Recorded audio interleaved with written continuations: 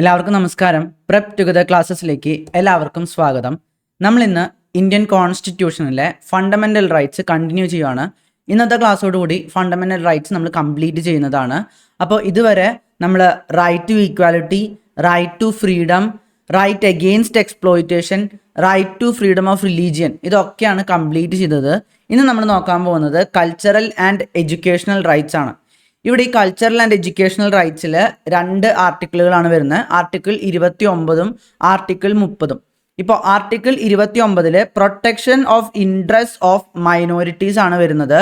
ഇവിടെ നമുക്ക് നമ്മളുടെ ഒരു സമൂഹത്തിൽ നമ്മൾ ഏതെങ്കിലും ഒരു കൾച്ചർ, ലാംഗ്വേജ്, സ്ക്രിപ്റ്റ് ഒക്കെ ഉള്ളവരാണ്. ഇപ്പോൾ ഒരു തമിഴ് ഭാഷ സംസാരിക്കുന്നവരുണ്ടാവും, അവരൊരു സെക്ഷൻ ഓഫ് സൊസൈറ്റിയാണ്. ഇപ്പോൾ മലയാളം ഭാഷ സംസാരിക്കുന്നവർ, ഒരു ബുദ്ധമത വിശ്വാസികൾ, ഇവർക്കൊക്കെ അവരവരുടേതായിട്ടുള്ള ലാംഗ്വേജ്, അതുപോലെ തന്നെ അവരുടേതായിട്ടുള്ള ചില സ്ക്രിപ്റ്റേഴ്സ് ഒക്കെ ഉണ്ടാവില്ലേ, ആ സ്ക്രിപ്റ്റേഴ്സ്, പിന്നെ അവരുടെ കൾച്ചർ, ഇതൊക്കെ കാത്തു സൂക്ഷിക്കാൻ അനുവദിക്കുന്ന ഒരു അവകാശം, മൗലിക അവകാശമാണ് ഈ ഒരു ആർട്ടിക്കിൾ 29 നൽകിയിട്ടുള്ളത്. അപ്പോൾ ഇവിടെ പറഞ്ഞിട്ടുള്ളത് പോലെ തന്നെ to conserve the language, scripture or culture, ഒരു ഗ്രൂപ്പിൻ്റേതായിട്ടുള്ള എല്ലാ വിധത്തിലുള്ള ലാംഗ്വേജ്, സ്ക്രിപ്റ്റ്, കൾച്ചർ, ഇത്തരം കാര്യങ്ങളൊക്കെ കാത്തു സൂക്ഷിക്കാൻ ഈ ഒരു ആർട്ടിക്കിൾ 29 പ്രകാരം അനുവദിക്കുന്നുണ്ട്, അല്ലെങ്കിൽ അത് അവകാശമായിട്ട് തന്നെ നൽകുന്നുണ്ടെന്ന് പറയാം.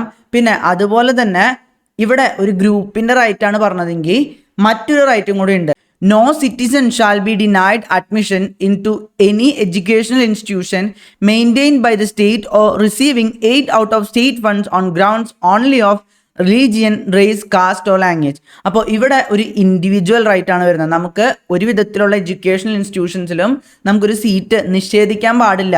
നമ്മുടെ റിലീജിയനോ, റേസോ, കാസ്റ്റോ അല്ലെങ്കിൽ നമ്മുടെ ലാംഗ്വേജോ ഒരു കാരണമായി പറഞ്ഞുകൊണ്ട് നമ്മളെ ഒരു ഇൻസ്റ്റിറ്റ്യൂഷനിൽ നിന്നും ഒഴിവാക്കി നിർത്താൻ പാടില്ലെന്ന്. പ്രത്യേകിച്ച് അത് സ്റ്റേറ്റിൽ നിന്ന് ഫണ്ടൊക്കെ ലഭിക്കുന്ന ഇൻസ്റ്റിറ്റ്യൂഷൻ ആണെങ്കിൽ അവിടെ നമ്മളെ ഒഴിച്ചു നിർത്താൻ പാടില്ലെന്ന് ഈ ഒരു ആർട്ടിക്കിൾ 29 തന്നെ പറയുന്നുണ്ട്.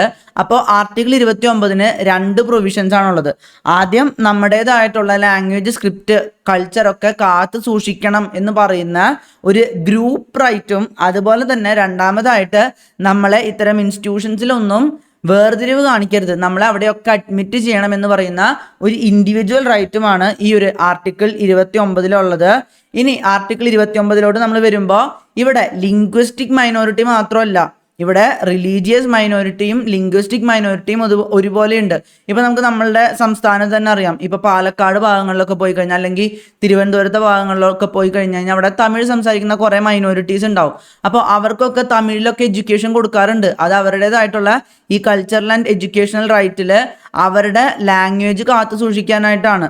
ഇവിടെ ലിംഗ്വിസ്റ്റിക് മൈനോറിറ്റീസിനെയും റിലീജിയസ് മൈനോറിറ്റീസിനെയും ഉൾക്കൊള്ളിക്കാനുള്ള കാരണം അതാണ്.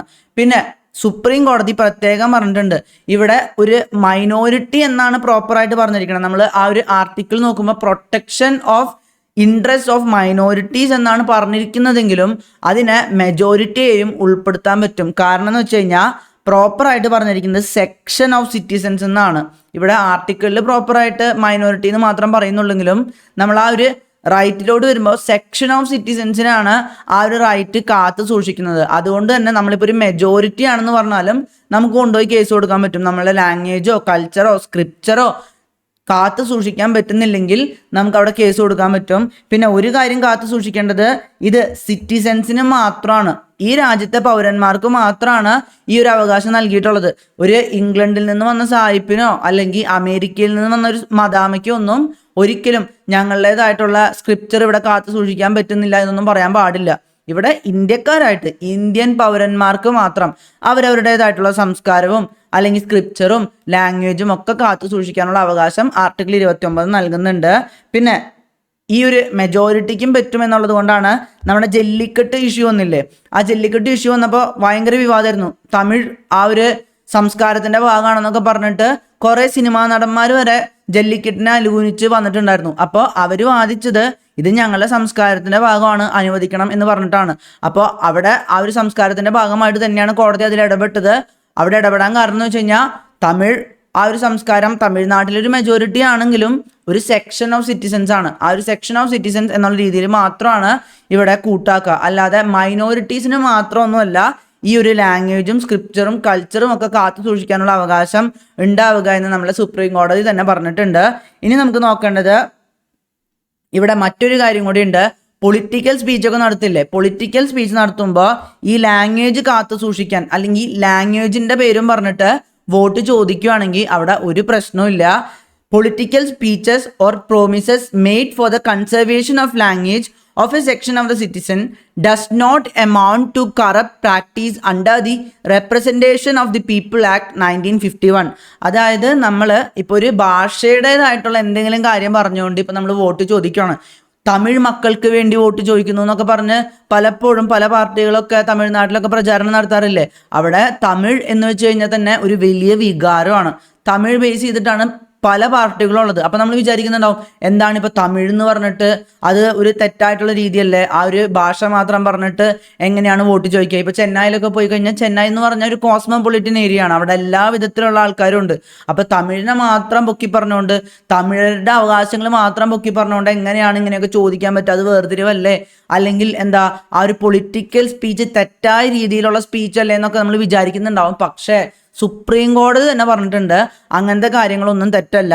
നമ്മളെ റെപ്രസെൻറ്റേഷൻ ഓഫ് പീപ്പിൾ ആക്ട് 1951 പ്രകാരമാണ് ഇങ്ങനത്തെ പൊളിറ്റിക്കൽ സ്പീച്ചിലൊക്കെ എന്തെങ്കിലും തെറ്റുണ്ടെങ്കിൽ പറയാറുള്ളത്.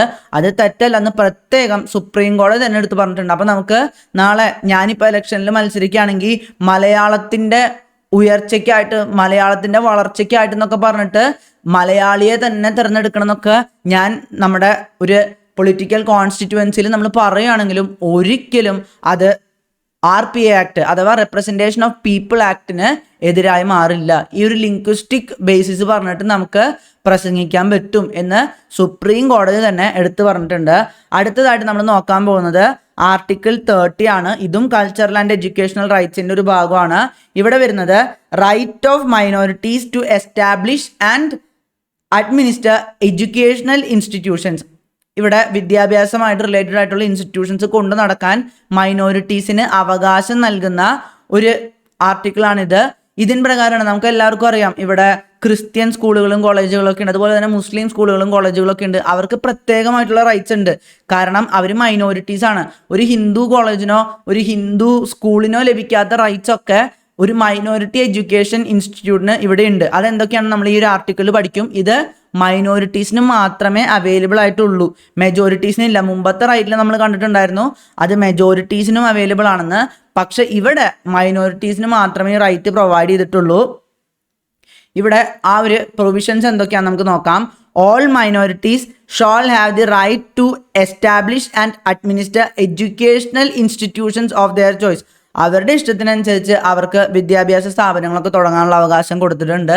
അതുകൊണ്ട് തന്നെയാണ് ഇവരൊക്കെ പല രീതിയിലുള്ള, ഇവിടെ നമ്മൾ കേരളത്തിൽ തന്നെ നോക്കുമ്പോൾ ഏറ്റവും കൂടുതൽ എഡ്യൂക്കേഷണൽ ഇൻസ്റ്റിറ്റ്യൂഷൻസ് ഉണ്ടാവുക ഈ ഒരു ക്രിസ്തു മതവിശ്വാസികൾ അല്ലെങ്കിൽ ഒരു മുസ്ലിം മതവിശ്വാസികളിൽ അവരുടേതായിട്ടുള്ള ഇൻസ്റ്റിറ്റ്യൂഷൻസ് ആണ് കൂടുതലുണ്ടാവുക. അതിന് കാരണം ഇങ്ങനെ ഒരു റൈറ്റ് നമ്മുടെ ഭരണഘടനയിൽ തന്നെ നൽകുന്നുണ്ട്. പിന്നെ അവരുടേതായിട്ടുള്ള ഈ ഇൻസ്റ്റിറ്റ്യൂഷൻസ് ഒക്കെ ഇല്ലേ, നമ്മളിപ്പോൾ എന്തെങ്കിലും കാര്യത്തിനായിട്ട് അക്വയർ ചെയ്യാണ്, ഇപ്പോൾ ഒരു ക്രിസ്ത്യൻ സ്കൂളോ കോളേജോ നമ്മൾ അക്വയർ ചെയ്യുകയാണെങ്കിൽ നമ്മളവിടെ പ്രോപ്പർ ആയിട്ടുള്ള കോമ്പൻസേഷൻ കൊടുക്കണം. ആ കോമ്പൻസേഷൻ കൊടുക്കണമെന്ന് 44ാമത്തെ അമെൻമെൻറ്റിൽ പ്രത്യേകം എടുത്ത് പറഞ്ഞിട്ടുണ്ടായിരുന്നു.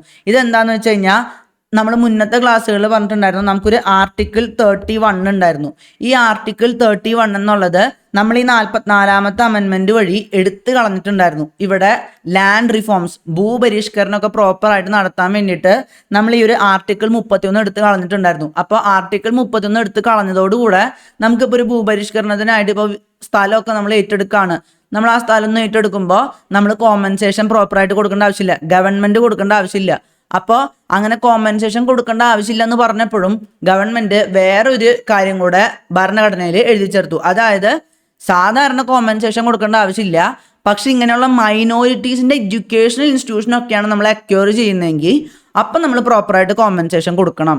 അപ്പോൾ സാധാരണയുള്ള ലാൻഡ് അക്വിസിഷനൊന്നും കോമ്പൻസേഷൻ കൊടുക്കണ്ട, പക്ഷെ മൈനോറിറ്റി ഇൻസ്റ്റിറ്റ്യൂഷൻസ് ഒക്കെ ഏറ്റെടുക്കുമ്പോൾ അവിടെ കോമ്പൻസേഷൻ കൊടുക്കണം. പിന്നെ വേറൊരു കാര്യത്തിനും കൂടി ഉണ്ട്. ഇപ്പോൾ നമ്മൾ കൃഷി ചെയ്യുന്ന ഭൂമിയാണെങ്കിൽ അവിടെ നമ്മൾ കോമ്പൻസേഷൻ കൊടുക്കേണ്ടതുണ്ട്. അത് നമ്മൾ ആർട്ടിക്കിൾ 31 കുറിച്ച് പഠിക്കുമ്പോൾ നമ്മൾ പറയും. പിന്നെ ഇവിടെ നമ്മുടെ സർക്കാർ എയ്ഡൊക്കെ കൊടുക്കില്ല. നമുക്കറിയാം ഇവിടെ എയ്ഡഡ് സ്കൂളുകളും കോളേജുകളും ഒക്കെ ഉണ്ട്, പള്ളി വകയുണ്ട്, എല്ലാ വിധത്തിലുള്ള എയ്ഡഡ് സ്കൂളുകളും കോളേജുകളും ഉണ്ട്. അപ്പോൾ ഈ സർക്കാരിൻ്റെതായിട്ടുള്ള ആ ഒരു എയ്ഡ് കൊടുക്കുമ്പോൾ അവിടെ ഡിസ്ക്രിമിനേഷൻ ഒന്നും പാടില്ല. ഇപ്പോൾ ഇത് മുസ്ലിം കോളേജല്ലേ, അപ്പം ഞങ്ങൾ എയ്ഡ് തരാം, ക്രിസ്ത്യൻ കോളേജിന് ഞങ്ങൾ എയ്ഡ് തരില്ല, അങ്ങനെയൊന്നും പറയാൻ പറ്റില്ലെന്നും നമ്മുടെ ആർട്ടിക്കിൾ 30 പ്രത്യേകം എടുത്ത് പറയുന്നുണ്ട്. പിന്നെ വേറൊരു ഇമ്പോർട്ടൻ്റ് ആയിട്ടുള്ള കാര്യം, ഇവിടെ മൈനോറിറ്റീസിന് മാത്രമേ ഈ അവകാശമുള്ളൂ. പക്ഷേ ഈ മൈനോറിറ്റി എന്താണ് എന്നുള്ളത് ഒരിക്കലും നമ്മളുടെ ഭരണഘടനയിൽ എവിടെയും ഡിഫൈൻ ചെയ്തിട്ടില്ല. അതുകൊണ്ടാണ് പലപ്പോഴും വിവാദമൊക്കെ ഉണ്ടാവാറുള്ളത്. കാരണം മൈനോറിറ്റി എന്താണെന്ന് പറഞ്ഞിട്ടില്ല. ഇപ്പോൾ ചിലപ്പോൾ നമ്മളെ രാജ്യത്തെ ഒരു മൈനോറിറ്റി എന്ന് പറയുന്നത് ചിലപ്പോൾ ചില സ്ഥലങ്ങളിൽ മെജോറിറ്റി ആയിരിക്കും. ഇപ്പോൾ നോർത്ത് ഈസ്റ്റേൺ സ്റ്റേറ്റ്സിലൊക്കെ പോയി കഴിഞ്ഞാൽ ക്രിസ്ത്യാനിറ്റി അവിടെ വളരെ അധികം ഉണ്ട്. അപ്പോൾ ക്രിസ്ത്യൻസ് ചില സ്ഥലത്തൊക്കെ മെജോറിറ്റി ആയിരിക്കും, അവിടെ ചിലപ്പോൾ ഹിന്ദുസ് ആയിരിക്കും മൈനോറിറ്റി ആയിട്ട് ഉണ്ടാവുക. അപ്പോൾ ഈ ഒരു മൈനോറിറ്റി റൈറ്റ്സ് എന്ന് പറയുന്നത് പല സ്ഥലങ്ങളിലും പല രീതിയിൽ കൊടുക്കാവുന്നതാണ്. ഇപ്പോൾ ചിലപ്പോൾ ഒരു നോർത്ത് ഈസ്റ്റിലത്തെ ഒരു സ്റ്റേറ്റിൽ ഹിന്ദുസ് മൈനോറിറ്റീസ് ആണെങ്കിൽ അവിടെ ആ ഒരു മൈനോറിറ്റി എന്നുള്ള രീതിയിൽ അവർക്ക് എഡ്യൂക്കേഷണൽ റൈറ്റ്സ്, എഡ്യൂക്കേഷണൽ ഇൻസ്റ്റിറ്റ്യൂഷൻസ് ഒക്കെ കൊണ്ട് നടക്കാനുള്ള റൈറ്റ്സ് ഒക്കെ പ്രൊവൈഡ് ചെയ്യാമല്ലോ. അപ്പോൾ ഇന്ത്യ എന്നുള്ള രീതിയിലുള്ള ഒരു മൈനോറിറ്റീനെ മാത്രമല്ല നോക്കുന്നത്, പല സ്ഥലത്തെയും മൈനോറിറ്റീനെ നോക്കാൻ പറ്റും. പിന്നെ ചില കമ്മ്യൂണിറ്റീസ് മൈനോറിറ്റീസ് ആയിട്ട് മാറാം. അപ്പം മൈനോറിറ്റി എന്താണ് എന്നുള്ളത് പ്രോപ്പറായിട്ട് ഭരണഘടനയിൽ ഡിഫൈൻ ചെയ്തിട്ടില്ല. ഈ ഒരു റൈറ്റ് മൈനോറിറ്റീസിന് മാത്രമേ ഉള്ളൂ. പക്ഷെ മൈനോറിറ്റി എന്നുള്ളത് പ്രോപ്പറായിട്ട് ഡിഫൈൻ ചെയ്യാത്തത് കൊണ്ട് തന്നെ അവിടെ വിവാദങ്ങൾ ഉണ്ടാകും. കാരണം ഒരു വേർഡിന് പ്രോപ്പറായിട്ട് അതിൻ്റെ ഒരു ഡെഫിനേഷൻ പ്രോപ്പറായിട്ട് പ്രൊവൈഡ് ചെയ്തില്ലെങ്കിൽ കുഴപ്പം ഇതാണ്. കാരണം അവിടെ പല വിധത്തിലുള്ള വാഗ്വാദങ്ങളും വരും. എന്തുകൊണ്ട് ഞങ്ങൾ മൈനോറിറ്റി ആയിക്കൂടാ, ഞങ്ങളിപ്പോൾ ഈ ഒരു മതത്തിൽ തന്നെ ഇങ്ങനത്തെ ഒരു കമ്മ്യൂണിറ്റിയാണ്, ഇങ്ങനത്തെ കമ്മ്യൂണിറ്റി ആയിട്ടുള്ള ഒരു കുറവാണ്, അല്ലെങ്കിൽ ഞങ്ങൾ ഈ ഒരു സംസ്ഥാനത്ത് ഞങ്ങൾ മൈനോറിറ്റിയാണ്, അങ്ങനെയൊക്കെ പ്രശ്നങ്ങൾ വരും. ഇപ്പോൾ തമിഴ്നാട്ടിൽ തമിഴന്മാർ ഒരിക്കലും മൈനോറിറ്റി അല്ല, പക്ഷെ കേരളത്തിലോട്ട് വരുമ്പോൾ തമിഴന്മാർ മൈനോറിറ്റിയാണ്. അങ്ങനത്തെ കുറച്ച് ഇഷ്യൂസൊക്കെ വരും. പിന്നെ ഈ ഒരു പ്രകാരം തന്നെ എഡ്യൂക്കേഷണൽ ഇൻസ്റ്റിറ്റ്യൂഷൻസ് അവരവരുടേതായിട്ടുള്ള ലാംഗ്വേജിൽ പ്രൊവൈഡ് ചെയ്യാനുണ്ട്. ഇപ്പോൾ നമ്മളെ കേരളത്തിൽ നമ്മൾ കാണാറുണ്ട്, പാലക്കാട് മറ്റേ തമിഴ്നാടുമായിട്ടുള്ള ബോർഡർ പങ്കുവയ്ക്കുന്ന ഭാഗത്ത്, കേരള തമിഴ്നാട് ബോർഡർ പാലക്കാട് തിരുവനന്തപുരം ഏരിയാസിലൊക്കെ അവിടെയൊക്കെ തമിഴ് സ്കൂളുകളൊക്കെ ഉണ്ടാവാറുണ്ട്. ഈവൻ നമ്മുടെ PSC വഴിയൊക്കെ തമിഴ് മീഡിയം ടീച്ചേഴ്സിനൊക്കെ എടുക്കാറുണ്ട്. അതിന് കാരണം എന്ന് വെച്ച് കഴിഞ്ഞാൽ അവരുടേതായിട്ടുള്ള ആ ഒരു മൈനോറിറ്റി ആയിട്ടുള്ള ഒരു റൈറ്റാണ്, അവരുടേതായിട്ടുള്ള ഒരു ഭാഷ കാത്ത് സൂക്ഷിക്കണം. അതിന് വേണ്ടിയിട്ട് അവരുടെ ഇൻസ്റ്റിറ്റ്യൂഷൻസ് പ്രൊവൈഡ് ചെയ്യാനുള്ള അവകാശം ആർട്ടിക്കിൾ 30 പ്രകാരം ഉണ്ട്. ഇപ്പം നമ്മൾ ഈ മൈനോറിറ്റി എഡ്യൂക്കേഷണൽ ഇൻസ്റ്റിറ്റ്യൂഷൻസ് എന്ന് പറയുമ്പോൾ 3 തരത്തിലുള്ള എഡ്യൂക്കേഷണൽ ഇൻസ്റ്റിറ്റ്യൂഷൻസ് ആണുള്ളത്. ആദ്യത്തേതെന്ന് പറയുമ്പോൾ നമ്മളെ ഗവൺമെൻറ് റെക്കഗ്നൈസ് ചെയ്ത് ഗവൺമെൻറ് എയ്ഡ് കൊടുക്കുന്നത്. നമുക്ക് എല്ലാവർക്കും അറിയാം, ഇവിടെ കുറേ പള്ളി സ്കൂളുകളൊക്കെ അതുപോലെ തന്നെ മുസ്ലിം പള്ളികളുടെ സ്കൂളൊക്കെ എന്താ പറയുക, ഗവൺമെൻറ്റിൽ നിന്ന് ഫണ്ട് കിട്ടി അവിടുത്തെ ടീച്ചർമാർക്കൊക്കെ ശമ്പളം കൊടുക്കുന്നത് നമ്മളുടെ ഗവൺമെൻറ് തന്നെയാണ്. അപ്പോൾ അത്തരം സ്കൂളുകളിൽ ഒരു സെറ്റപ്പ് ഉണ്ട്. അതുപോലെ തന്നെ റെക്കഗ്നേഷൻ മാത്രം ആവശ്യമുള്ള സ്കൂളുകളുണ്ട്. ഇപ്പോൾ നമ്മളുടെ സ്റ്റേറ്റ് അല്ലെങ്കിൽ നമ്മളുടെ സെൻറ്ററൊക്കെ റെക്കഗ്നൈസ് ചെയ്യുന്ന സ്കൂളുകളൊക്കെ ഉണ്ട്. ഈ 2 വിഭാഗങ്ങളിലും, അതായത് റെക്കഗ്നൈസ്ഡ് ആൻഡ് എയ്ഡഡ് ആണെങ്കിലും അതുപോലെ തന്നെ ഓൺലി റെക്കഗ്നൈസ്ഡ് ആണെങ്കിലും അവിടെ റെഗുലേറ്റിംഗ് പവറൊക്കെ ഉണ്ട്. ഇപ്പോൾ സിലബസിൻ്റെ കാര്യം, അതുപോലെ തന്നെ അവിടുത്തെ ഒരു കരിക്കുലം എങ്ങനെയാണ് പോകേണ്ടത്, ഇത്തരം കാര്യങ്ങളിലൊക്കെ ഗവൺമെൻറ്റാണ് തീരുമാനിക്കുക. ഇപ്പോൾ നമ്മളെ CBSE സ്കൂളുകൾ എന്ന് പറയുമ്പോൾ CBSE അപ്രൂവ് ചെയ്ത് CBSEയുടേതായിട്ടുള്ള കീഴിൽ വരുമ്പോൾ CBSEയുടേതായിട്ടുള്ള സിലബസും കാര്യങ്ങളൊക്കെ ഫോളോ ചെയ്ത് പോകണം അല്ലേ. അല്ലെങ്കിൽ ഒരു സ്റ്റേറ്റ് സ്കൂള് നമ്മളെ സ്റ്റേറ്റ് SCRT ഫോളോ ചെയ്ത് പോകുമ്പോൾ സ്റ്റേറ്റിൻ്റെ കരിക്കുലം കാര്യങ്ങൾ ഫോളോ ചെയ്ത് പോകണം. അതുപോലെ തന്നെ വേറൊരു കാറ്റഗറിയും കൂടെ ഉണ്ട്. അതെന്ന് പറഞ്ഞു കഴിഞ്ഞാൽ റെക്കഗ്നിഷനും വേണ്ട, ഞങ്ങൾക്ക് ഒരു വിധത്തിലുള്ള എയ്ഡും വേണ്ട. അവിടെ അവർക്ക് ഇഷ്ടമുള്ള പോലെ അഡ്മിനിസ്റ്റർ ചെയ്യാം. അവരുടെ കരിക്കുലം പോലെയുള്ള കാര്യങ്ങളൊന്നും അവർ SCRTയും ഫോളോ ചെയ്യുന്നില്ല, CBSEയും ഫോളോ ചെയ്യുന്നില്ല. അവർക്ക് ഇഷ്ടമുള്ളതാണ് ഫോളോ ചെയ്യുന്നത്. ഇഷ്ടമുള്ളത് ഫോളോ ചെയ്തോളൂ, ആരും ഒന്നും പറയുന്നില്ല. നിങ്ങൾക്ക് ഇഷ്ടമുള്ള പോലെ അഡ്മിനിസ്റ്റർ ചെയ്തോളൂ. പക്ഷെ ഒരു കാര്യമുണ്ട്, അവിടുത്തെ കോൺട്രാക്റ്റിലോ ഇവിടെയൊക്കെ എന്താ പറയുക, ജോലിക്കാരെയൊക്കെ വെക്കുന്നില്ലേ, ആ ജോലിക്കാരെയൊക്കെ വെക്കുന്ന കാര്യങ്ങളിലൊക്കെ ആയിട്ടുള്ള കോൺട്രാക്ട് ലോ, ലേബർ ലോ പോലുള്ള കാര്യങ്ങളൊക്കെ പ്രോപ്പറായിട്ട് ഫോളോ ചെയ്ത് പോകണമെന്ന് ഇവിടെ പ്രത്യേകം എടുത്ത് പറയുന്നുണ്ട്. ഇൻഡസ്ട്രിയൽ ലോയോ ടാക്സ് ലോയോ അല്ലെങ്കിൽ എക്കണോമിക് റെഗുലേഷൻസോ ഇതൊക്കെ പ്രോപ്പറായിട്ട് ഫോളോ ചെയ്യണം. പക്ഷെ നിങ്ങൾക്ക് പഠനം കാര്യങ്ങളൊക്കെ എങ്ങനെയാണെന്ന് വെച്ചാൽ നടത്താം, ഞങ്ങൾ അവിടെ ഒന്നും ഇടപെടാൻ വരില്ല. നിങ്ങൾക്ക് ഞങ്ങളുടെ റെക്കഗ്നേഷൻ്റെ ആവശ്യമില്ല, നിങ്ങൾക്ക് ഞങ്ങളുടെ ഒരു വിധത്തിലുള്ള എയ്ഡിൻ്റെ ആവശ്യമില്ല, അതുകൊണ്ട് തന്നെ നിങ്ങൾ ഫ്രീ ആണ്. പക്ഷേ ഇവിടെ labour law, contract law, tax law കാര്യങ്ങളൊക്കെ പ്രോപ്പറായിട്ട് ഫോളോ ചെയ്യുന്നുണ്ടാവണം. അതിനുശേഷം നമ്മുടെ Malankara Syrian Catholic college case 2007 നടന്നപ്പോൾ സുപ്രീം കോടതി തന്നെ പറഞ്ഞു, ഈ ഒരു എന്താ പറയുക, supreme court has summarised the general principles relating to the establishment and administration of minority educational institutions. അപ്പോൾ ഈ മൈനോറിറ്റി എഡ്യൂക്കേഷണൽ ഇൻസ്റ്റിറ്റ്യൂഷൻസിനെ കുറിച്ച് കുറച്ചും കൂടെ ക്ലാരിഫൈ ചെയ്തിട്ടുണ്ട് എന്തൊക്കെയാണ് അത് റിലേറ്റഡ് ആയിട്ടുള്ള പ്രിൻസിപ്പിൾസ് എന്ന് പ്രത്യേകം എടുത്തു പറഞ്ഞിട്ടുണ്ട്. അപ്പോൾ ഇതിലത്തെ ഓരോ പ്രൊവിഷൻസും നമുക്ക് നോക്കാം. The right of minorities to establish and administer educational institutions of their choice comprises the following rights. അപ്പോൾ അവർക്ക് ഇങ്ങനെ ഒരു എഡ്യൂക്കേഷണൽ ഇൻസ്റ്റിറ്റ്യൂഷൻ അനുവദിച്ചു കൊടുക്കുമ്പോൾ, അവർക്ക് അത് എസ്റ്റാബ്ലിഷ് ചെയ്യാനും റൺ ചെയ്യാനുമായിട്ട് അനുവദിച്ചു കൊടുക്കുമ്പോൾ അതിൻ്റെ ഉള്ളിൽ തന്നെ കുറേ അധികം റൈറ്റ്സ് ഉണ്ട്. ആ റൈറ്റ്സ് എന്തൊക്കെയാണെന്ന് നോക്കാം. അവർക്ക് അവരവരുടേതായിട്ടുള്ള ഗവേണിംഗ് ബോഡി കൊണ്ടുവരാം. To choose its governing body in whom the founders of the institution have faith and confidence to conduct and manage the affairs of the institution. ആ ഒരു ഇൻസ്റ്റിറ്റ്യൂഷൻ്റെ കാര്യങ്ങൾ നടത്തിക്കൊണ്ട് പോകാനുള്ള ഒരു ഗവേണിംഗ് ബോഡി, അവർക്ക് ഇഷ്ടമുള്ള ഗവേണിംഗ് ബോഡീനെ വെക്കാം. നമുക്ക് ഒരിക്കലും അവിടെ ഇടപെട്ട് ഒന്നും പറയാൻ പറ്റില്ല. നിങ്ങൾ ഇങ്ങനത്തെ ആളല്ലേ വെച്ചിരിക്കണമെന്നൊന്നും നമുക്ക് പറയാൻ പറ്റില്ല. അവരുടെ ഇഷ്ടമാണ് ആരെ വെക്കണം ഗവേണിംഗ് ബോഡി എന്നുള്ള രീതിയിൽ. പിന്നെ അതുപോലെ തന്നെ അവർക്ക് അവരവരുടേതായിട്ടുള്ള ടീച്ചിങ് സ്റ്റാഫിനെയും ചൂസ് ചെയ്യാം. ഇപ്പോൾ ഒരു എയ്ഡഡ് കോളേജിലോ എയ്ഡഡ് സ്കൂളിലോ അല്ലെങ്കിൽ ഈവൻ റെക്കഗ്നൈസ്ഡ് ആയിട്ടുള്ള സ്കൂളിലോ ഒന്നും ഒരിക്കലും നമുക്ക് പോയിട്ട് എന്തിനാണ് നിങ്ങൾ ഈ ടീച്ചറിനെ എടുത്തതെന്നൊന്നും പറയാൻ പറ്റില്ല. അതിന് വേറെ കുറച്ച് കാര്യങ്ങളുണ്ട്. ടീച്ചേഴ്സിൻ്റെതായിട്ടുള്ള ക്വാളിഫിക്കേഷൻ കാര്യങ്ങളൊക്കെ അവർ ഫുൾഫിൽ ചെയ്യുന്നുണ്ടാവണം. അല്ലാതെ അത് ഫുൾഫിൽ ചെയ്യുന്നത് ചോദിക്കാനല്ലാതെ മറ്റൊരു കാര്യവും ചോദിച്ച് ചെല്ലാൻ പാടില്ല എന്ന് നമ്മളെ സുപ്രീം കോടതി തന്നെ പറഞ്ഞിട്ടുണ്ട് മൈനോറിറ്റി ഇൻസ്റ്റിറ്റ്യൂഷൻസിൻ്റെ കാര്യത്തിൽ. അതുപോലെ തന്നെ അവർക്ക് ഇഷ്ടമുള്ള കുട്ടികളെ അഡ്മിറ്റ് ചെയ്യാൻ പറ്റും. അവിടെ നമുക്കൊന്നും ചോദിക്കാൻ പറ്റില്ല. ഈവൻ മൈനോറിറ്റി ഇൻസ്റ്റിറ്റ്യൂഷൻസിൽ നമ്മൾ റിസർവേഷനൊക്കെ ഇല്ലേ, റിസർവേഷനൊക്കെ വേണമെങ്കിൽ വേണ്ടെന്ന് വെക്കാം എന്നുള്ള രീതിയിലുള്ള കാര്യങ്ങളൊക്കെ ഉണ്ട്. അവിടെ റിസർവേഷൻ കൊടുക്കണോ വേണ്ടയോ എന്നുള്ള രീതിയിലുള്ള ചോദ്യങ്ങളൊക്കെ ഉണ്ടായിരുന്നു. അപ്പോൾ റിസർവേഷൻ്റെ കാര്യത്തിൽ വരെ അവർക്ക് പല വിധത്തിലുള്ള ഇളവുകളും കൊടുത്തിട്ടുണ്ട്. സാധാരണ ഒരു സ്കൂളിലോ കോളേജിലുള്ള പോലത്തെ റിസർവേഷൻ കാര്യങ്ങളൊന്നും അവർ ഫുൾഫിൽ ചെയ്യേണ്ട ആവശ്യമില്ല എന്നും നമ്മളുടെ ഈ ഒരു മൈനോറിറ്റി എഡ്യൂക്കേഷൻ ഇൻസ്റ്റിറ്റ്യൂഷൻ റൈറ്റിൽ തന്നെ വരുന്നുണ്ട്. പിന്നെ use properties four benefit of the institution. ഇപ്പോൾ നമ്മളുടെ പള്ളി സ്കൂൾ കാര്യങ്ങളൊക്കെ ഉണ്ടാവുമ്പോൾ അവർക്ക് അവരുടേതായിട്ടുള്ള കാര്യങ്ങൾക്കൊക്കെ ആയിട്ട് ആ പ്രോപ്പർട്ടീസ് ഉപയോഗിക്കാൻ പറ്റും.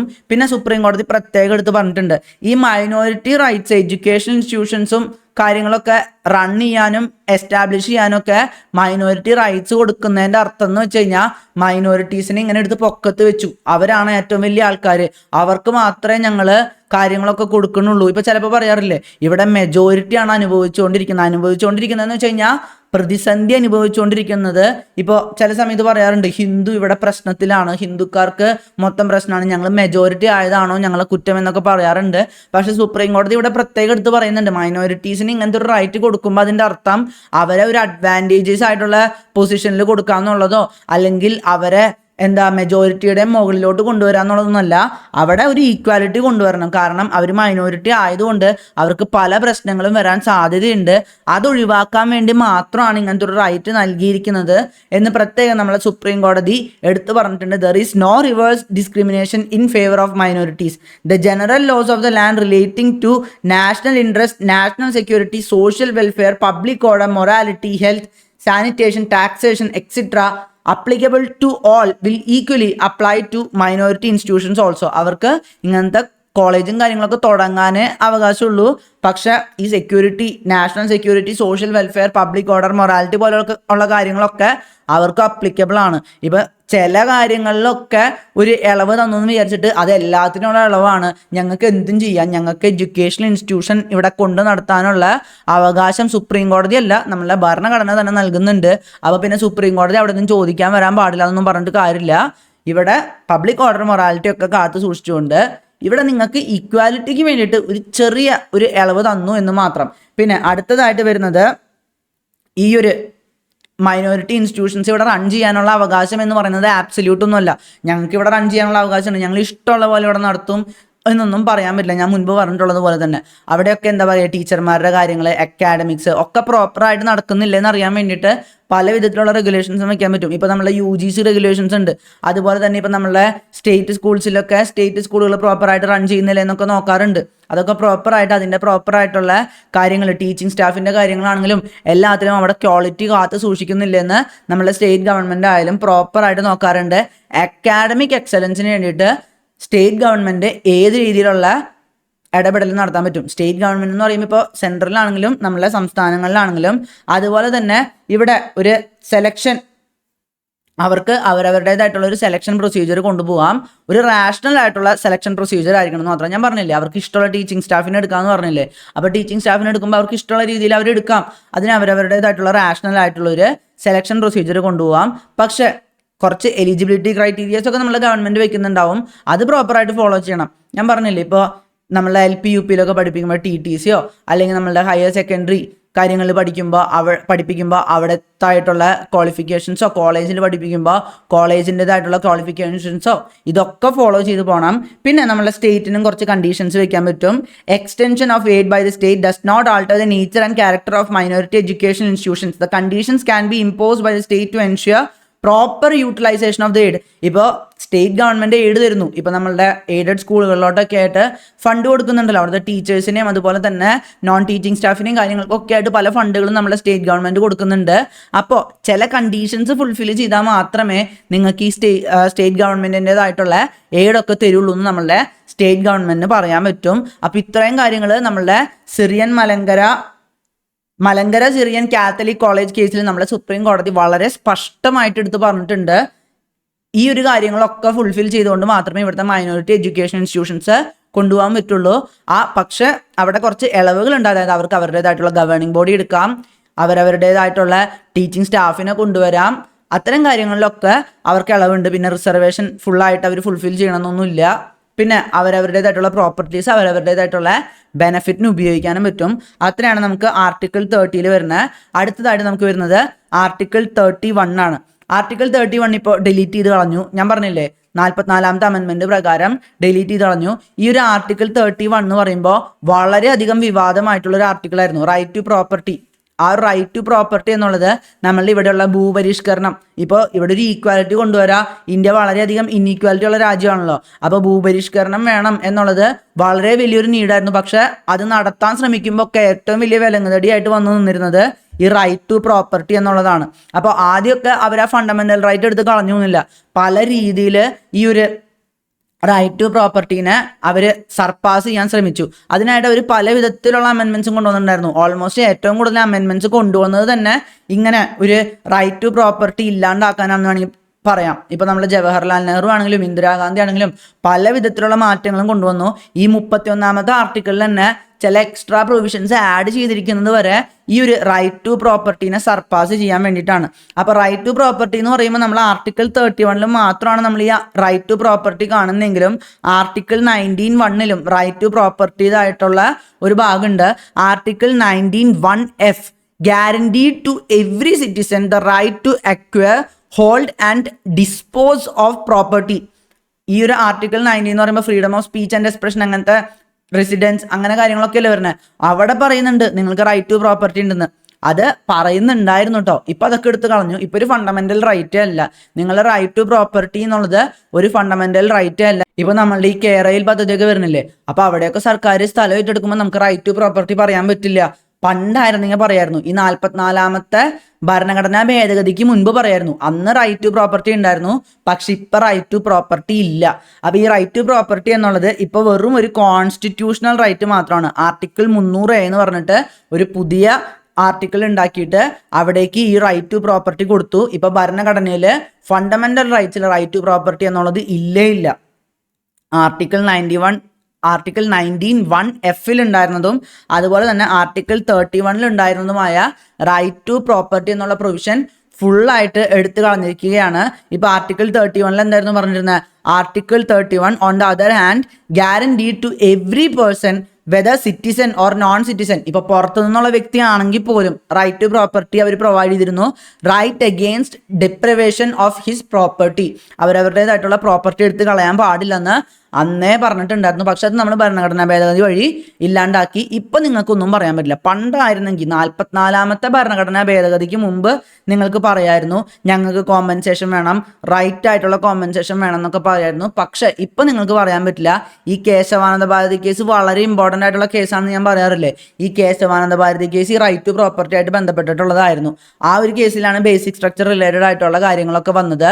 അപ്പോൾ ആ ഒരു റൈറ്റ് ടു പ്രോപ്പർട്ടിക്ക് ഏറ്റവും ഇമ്പോർട്ടൻ്റ് ആയിട്ട് ഉണ്ടായിരുന്നത് ഒരു കോമ്പൻസേഷൻ ലഭിക്കും എന്നുള്ളതായിരുന്നു. ആ കോമ്പൻസേഷൻ നമ്മളുടെ ഇപ്പോൾ ഈ റൈറ്റ് ടു പ്രോപ്പർട്ടി ഇല്ലാത്ത സ്ഥിതിക്ക് തന്നെ പോയിട്ടുണ്ട്. ഇതൊരു കോൺസ്റ്റിറ്റ്യൂഷണൽ റൈറ്റ് അല്ലേ. കോൺസ്റ്റിറ്റ്യൂഷണൽ റൈറ്റ് ആയതുകൊണ്ട് തന്നെ ഇപ്പൊ നമുക്ക് ഇവിടെ ഒരു ലീഗൽ റൈറ്റ് അവൈലബിൾ ആയിട്ടുള്ളൂ, ഫണ്ടമെന്റൽ റൈറ്റ് അല്ല. ഫണ്ടമെന്റൽ റൈറ്റ് അല്ലാത്തതുകൊണ്ട് തന്നെ കുറേ വ്യത്യാസങ്ങൾ വന്നിട്ടുണ്ട്. നമ്മളുടെ ഗവൺമെന്റിന് ഇതിനെ റെഗുലേറ്റ് ചെയ്യാൻ പറ്റും വിത്തൗട്ട് കോൺസ്റ്റിറ്റ്യൂഷണൽ അമെൻമെന്റ്. പണ്ടായിരുന്നെങ്കിൽ ഭരണഘടനാ ഭേദഗതി കൊണ്ടുവരണമായിരുന്നു. ഇപ്പൊ ഭരണഘടനാ ഭേദഗതി ഒന്നും വേണ്ട, വെറുതെ നമ്മളുടെ ഒരു നിയമം പാസ്സാക്കിയാൽ മതി. ഭൂപരിഷ്കരണത്തിനായിട്ടുള്ള കാര്യങ്ങൾക്കൊക്കെ നിയമം പാസ്സാക്കിയാൽ തന്നെ നമുക്ക് ഇവിടെ പ്രോപ്പറായിട്ട് കാര്യങ്ങൾ നടത്താം. പണ്ടത്തെ കാര്യങ്ങൾ ആലോചിക്കണം. ഒന്നാമത്തെ ഭരണഘടനാ ഭേദഗതി തന്നെ ഈ ഒരു റൈറ്റ് ടു പ്രോപ്പർട്ടീനെ സർപ്പാസ് ചെയ്യാൻ വേണ്ടിയിട്ടായിരുന്നു, ഭൂപരിഷ്കരണം നടത്താനായിട്ട്. അതിനുശേഷം 4-ാമത്തത്, 7-ാമത്തത്, 25-ാമത്തത്, 39-ാമത്തത്, 40-ാമത്തത്, അതുപോലെ തന്നെ 42-ാമത്തെ അമെൻമെന്റ് ഒക്കെ ഒരു ഭൂപരിഷ്കരണം ഇവിടെ പ്രോപ്പറായിട്ട് നടത്തി കിട്ടാൻ വേണ്ടി മാത്രമായിരുന്നു, ഈ റൈറ്റ് ടു പ്രോപ്പർട്ടീനെ സർപ്പാസ് ചെയ്യാൻ വേണ്ടി മാത്രമായിരുന്നു. പക്ഷെ എന്തുണ്ടായി, അവസാനം നമ്മളുടെ ഗവൺമെന്റ് എന്ത് ചെയ്തു, 44-ാമത്തെ ഭരണഘടനാ ഭേദഗതി പ്രകാരം ഈ റൈറ്റ് ടു പ്രോപ്പർട്ടീനെ വെറും ഒരു കോൺസ്റ്റിറ്റ്യൂഷണൽ റൈറ്റ്, വെറും ഒരു ലീഗൽ റൈറ്റ് ആക്കി മാറ്റി, ഫണ്ടമെന്റൽ റൈറ്റ് അല്ലാതാക്കി മാറ്റി. അതുകൊണ്ട് എന്താ, ഇപ്പൊ നമുക്ക് ഭരണഘടനാ ഭേദഗതി ഒന്നും വേണ്ട, ഭൂപരിഷ്കരണം നടത്തണോ, ഒരു നിയമം അങ്ങോട്ട് പാസ്സാക്കിയാൽ മതി. ഓൺലി അഗെയിൻസ്റ്റ് എക്സിക്യൂട്ടീവ് ആക്ഷൻ, അതാണ് നമ്മൾ രണ്ടാമത് നോക്കേണ്ട കാര്യം. ഓൺലി അഗെയിൻസ്റ്റ് എക്സിക്യൂട്ടീവ് ആക്ഷൻ എന്ന് പറയാൻ കാരണം എന്ന് വെച്ച് കഴിഞ്ഞാൽ ഇവിടെ ഒരു നിയമം പാസ്സാക്കി നമ്മളുടെ ഭൂമി എടുത്തുകൊണ്ട് പോയി കഴിഞ്ഞാൽ നമുക്കൊന്നും പറയാൻ പറ്റില്ല. ഗവൺമെന്റ് ആയിട്ട് നമ്മളുടെ ഭൂമി എടുത്തുകൊണ്ട് പോവുകയാണെങ്കിൽ നമുക്ക് പറയാൻ പറ്റും. ഇപ്പൊ കേരളയിലെ പദ്ധതി വരുമ്പോൾ ഗവൺമെന്റ് നമ്മളുടെ ഭൂമി എടുത്തുകൊണ്ട് പോയി നമുക്ക് യാതൊരുവിധ കോമ്പൻസേഷനും തരുന്നില്ലെങ്കിൽ നമുക്ക് കേസ് കൊടുക്കാം. പക്ഷെ ഒരു നിയമം പാസ്സാക്കി ഇങ്ങനെ കേരളയിൽ വഴി സ്ഥലം നഷ്ടപ്പെടുന്നവർക്ക് യാതൊരു കോമ്പൻസേഷനും കൊടുക്കുന്നതല്ല എന്നുള്ള രീതിയിൽ നിയമം പാസ്സാക്കി. അതൊന്നും പാസ്സാക്കാൻ പോണില്ല. അങ്ങനെ പാസ്സാക്കി കഴിഞ്ഞാൽ നമുക്കൊന്നും പറയാൻ പറ്റില്ല. അപ്പോൾ നിയമം പാസ്സാക്കി കഴിഞ്ഞാൽ നമുക്ക് ഒന്നും ചെയ്യാൻ പറ്റില്ല. പിന്നെ അതുപോലെ തന്നെ ഇതൊരു ഫണ്ടമെന്റൽ റൈറ്റ് അല്ലല്ലോ, അതുകൊണ്ട് തന്നെ ആർട്ടിക്കിൾ 32 പ്രകാരം നമുക്ക് കോൺസ്റ്റിറ്റ്യൂഷണൽ റെമഡി എന്നും പറഞ്ഞിട്ട് നമ്മുടെ സുപ്രീം കോടതി പോയിട്ട് എൻ്റെ മൗലികാവകാശം അല്ലെങ്കിൽ എൻ്റെ അവകാശം ലംഘിച്ചേ എന്നും പറഞ്ഞിട്ട് നമുക്ക് കൊണ്ടുപോയി കേസ് കൊടുക്കാൻ പറ്റില്ല. പിന്നെ ഗ്യാരണ്ടീഡ് ആയിട്ടുള്ള കോമ്പൻസേഷൻ ഇല്ല. ഞാൻ പറഞ്ഞില്ലേ, no guaranteed compensation in case of acquisition or requisition of the private property by the state. പണ്ട് കോമ്പൻസേഷൻ ഗ്യാരണ്ടീഡ് ആയിരുന്നു, ഇപ്പോൾ അത് ഗ്യാരണ്ടീഡ് അല്ല. കാരണം റൈറ്റ് ടു പ്രോപ്പർട്ടി എന്നുള്ളതില്ല. ഞാൻ പറഞ്ഞില്ലേ, കേരളയിലെ കാര്യത്തിലാണെങ്കിലും ഒരു ഗ്യാരണ്ടീഡ് കോമ്പൻസേഷൻ പറയാൻ പറ്റില്ല. കോമ്പൻസേഷൻ കൊടുക്കും, കോമ്പൻസേഷൻ കൊടുക്കില്ലെന്നല്ല ഞാൻ പറയുന്നത്. പക്ഷെ കൊടുത്തില്ലെങ്കിലും പ്രത്യേകിച്ചൊന്നും പറയാൻ പറ്റൊന്നുമില്ല എന്നാണ് പറയുന്നത്. പണ്ട് റൈറ്റ് ടു പ്രോപ്പർട്ടി ഉണ്ടായിരുന്നു, ഇപ്പം അതില്ല. പിന്നെ ഇവിടെ 2 പ്രൊവിഷൻസ് പക്ഷേ എക്സ്ട്രാ ആഡ് ചെയ്തിട്ടുണ്ട്. ഞാൻ പറഞ്ഞില്ലേ മുന്നത്തെ ആ ഒരു കൾച്ചറൽ ആൻഡ് എഡ്യൂക്കേഷണൽ റൈറ്റ്സിൽ നമ്മൾ 30-ാമത്തെ റൈറ്റ് പറഞ്ഞപ്പോൾ ഞാൻ പറഞ്ഞിട്ടുണ്ടായിരുന്നു, മൈനോറിറ്റി എഡ്യൂക്കേഷണൽ ഇൻസ്റ്റിറ്റ്യൂഷൻസിൻ്റെ സ്ഥലമാണ് ഏറ്റെടുക്കുന്നതെങ്കിൽ അവിടെ കോമ്പൻസേഷൻ പ്രോപ്പറായിട്ട് കൊടുക്കണം എന്ന് 44-ാമത്തെ ഭരണഘടനാ ഭേദഗതിയിൽ റൈറ്റ് ടു പ്രോപ്പർട്ടി എടുത്തു കളയുമ്പോൾ തന്നെ പ്രത്യേകം പറഞ്ഞിട്ടുണ്ട്, മൈനോറിറ്റി എഡ്യൂക്കേഷൻ ഇൻസ്റ്റിറ്റ്യൂഷൻ്റെ സ്ഥലമാണ് ഏറ്റെടുക്കുന്നതെങ്കിൽ നിങ്ങൾ അവിടെ മര്യാദയ്ക്ക് കോമ്പൻസേഷൻ കൊടുത്തിരിക്കണം. അതിനുശേഷം വേറൊരു കാര്യം കൂടി ഉണ്ട്. നമ്മളെ പേഴ്സണൽ കൾട്ടിവേഷനിലുള്ള ഒരു ലാൻഡാണ്, അതായത് നമ്മൾ കൃഷി ചെയ്യുന്ന ഭൂമിയാണ്.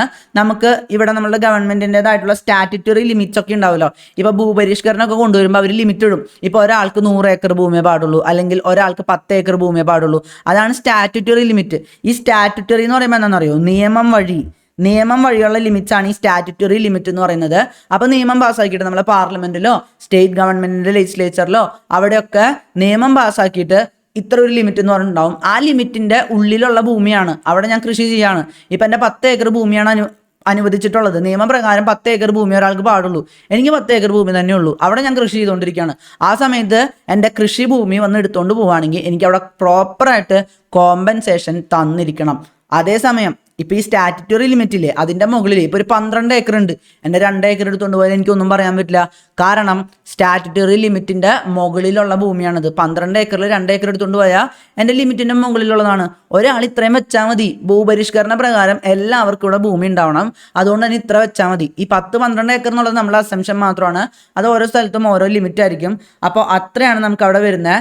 The first provision was added by 44th അമെൻമെന്റ് ആക്ട്. ഞാൻ പറഞ്ഞില്ലേ, ആ 44th അമെൻമെന്റ് ആക്ടിൽ റൈറ്റ് ടു പ്രോപ്പർട്ടി എടുത്തു കളഞ്ഞപ്പോൾ മൈനോറിറ്റി എഡ്യൂക്കേഷൻ ഇൻസ്റ്റിറ്റ്യൂഷൻ്റെ കാര്യം ആഡ് ചെയ്തു.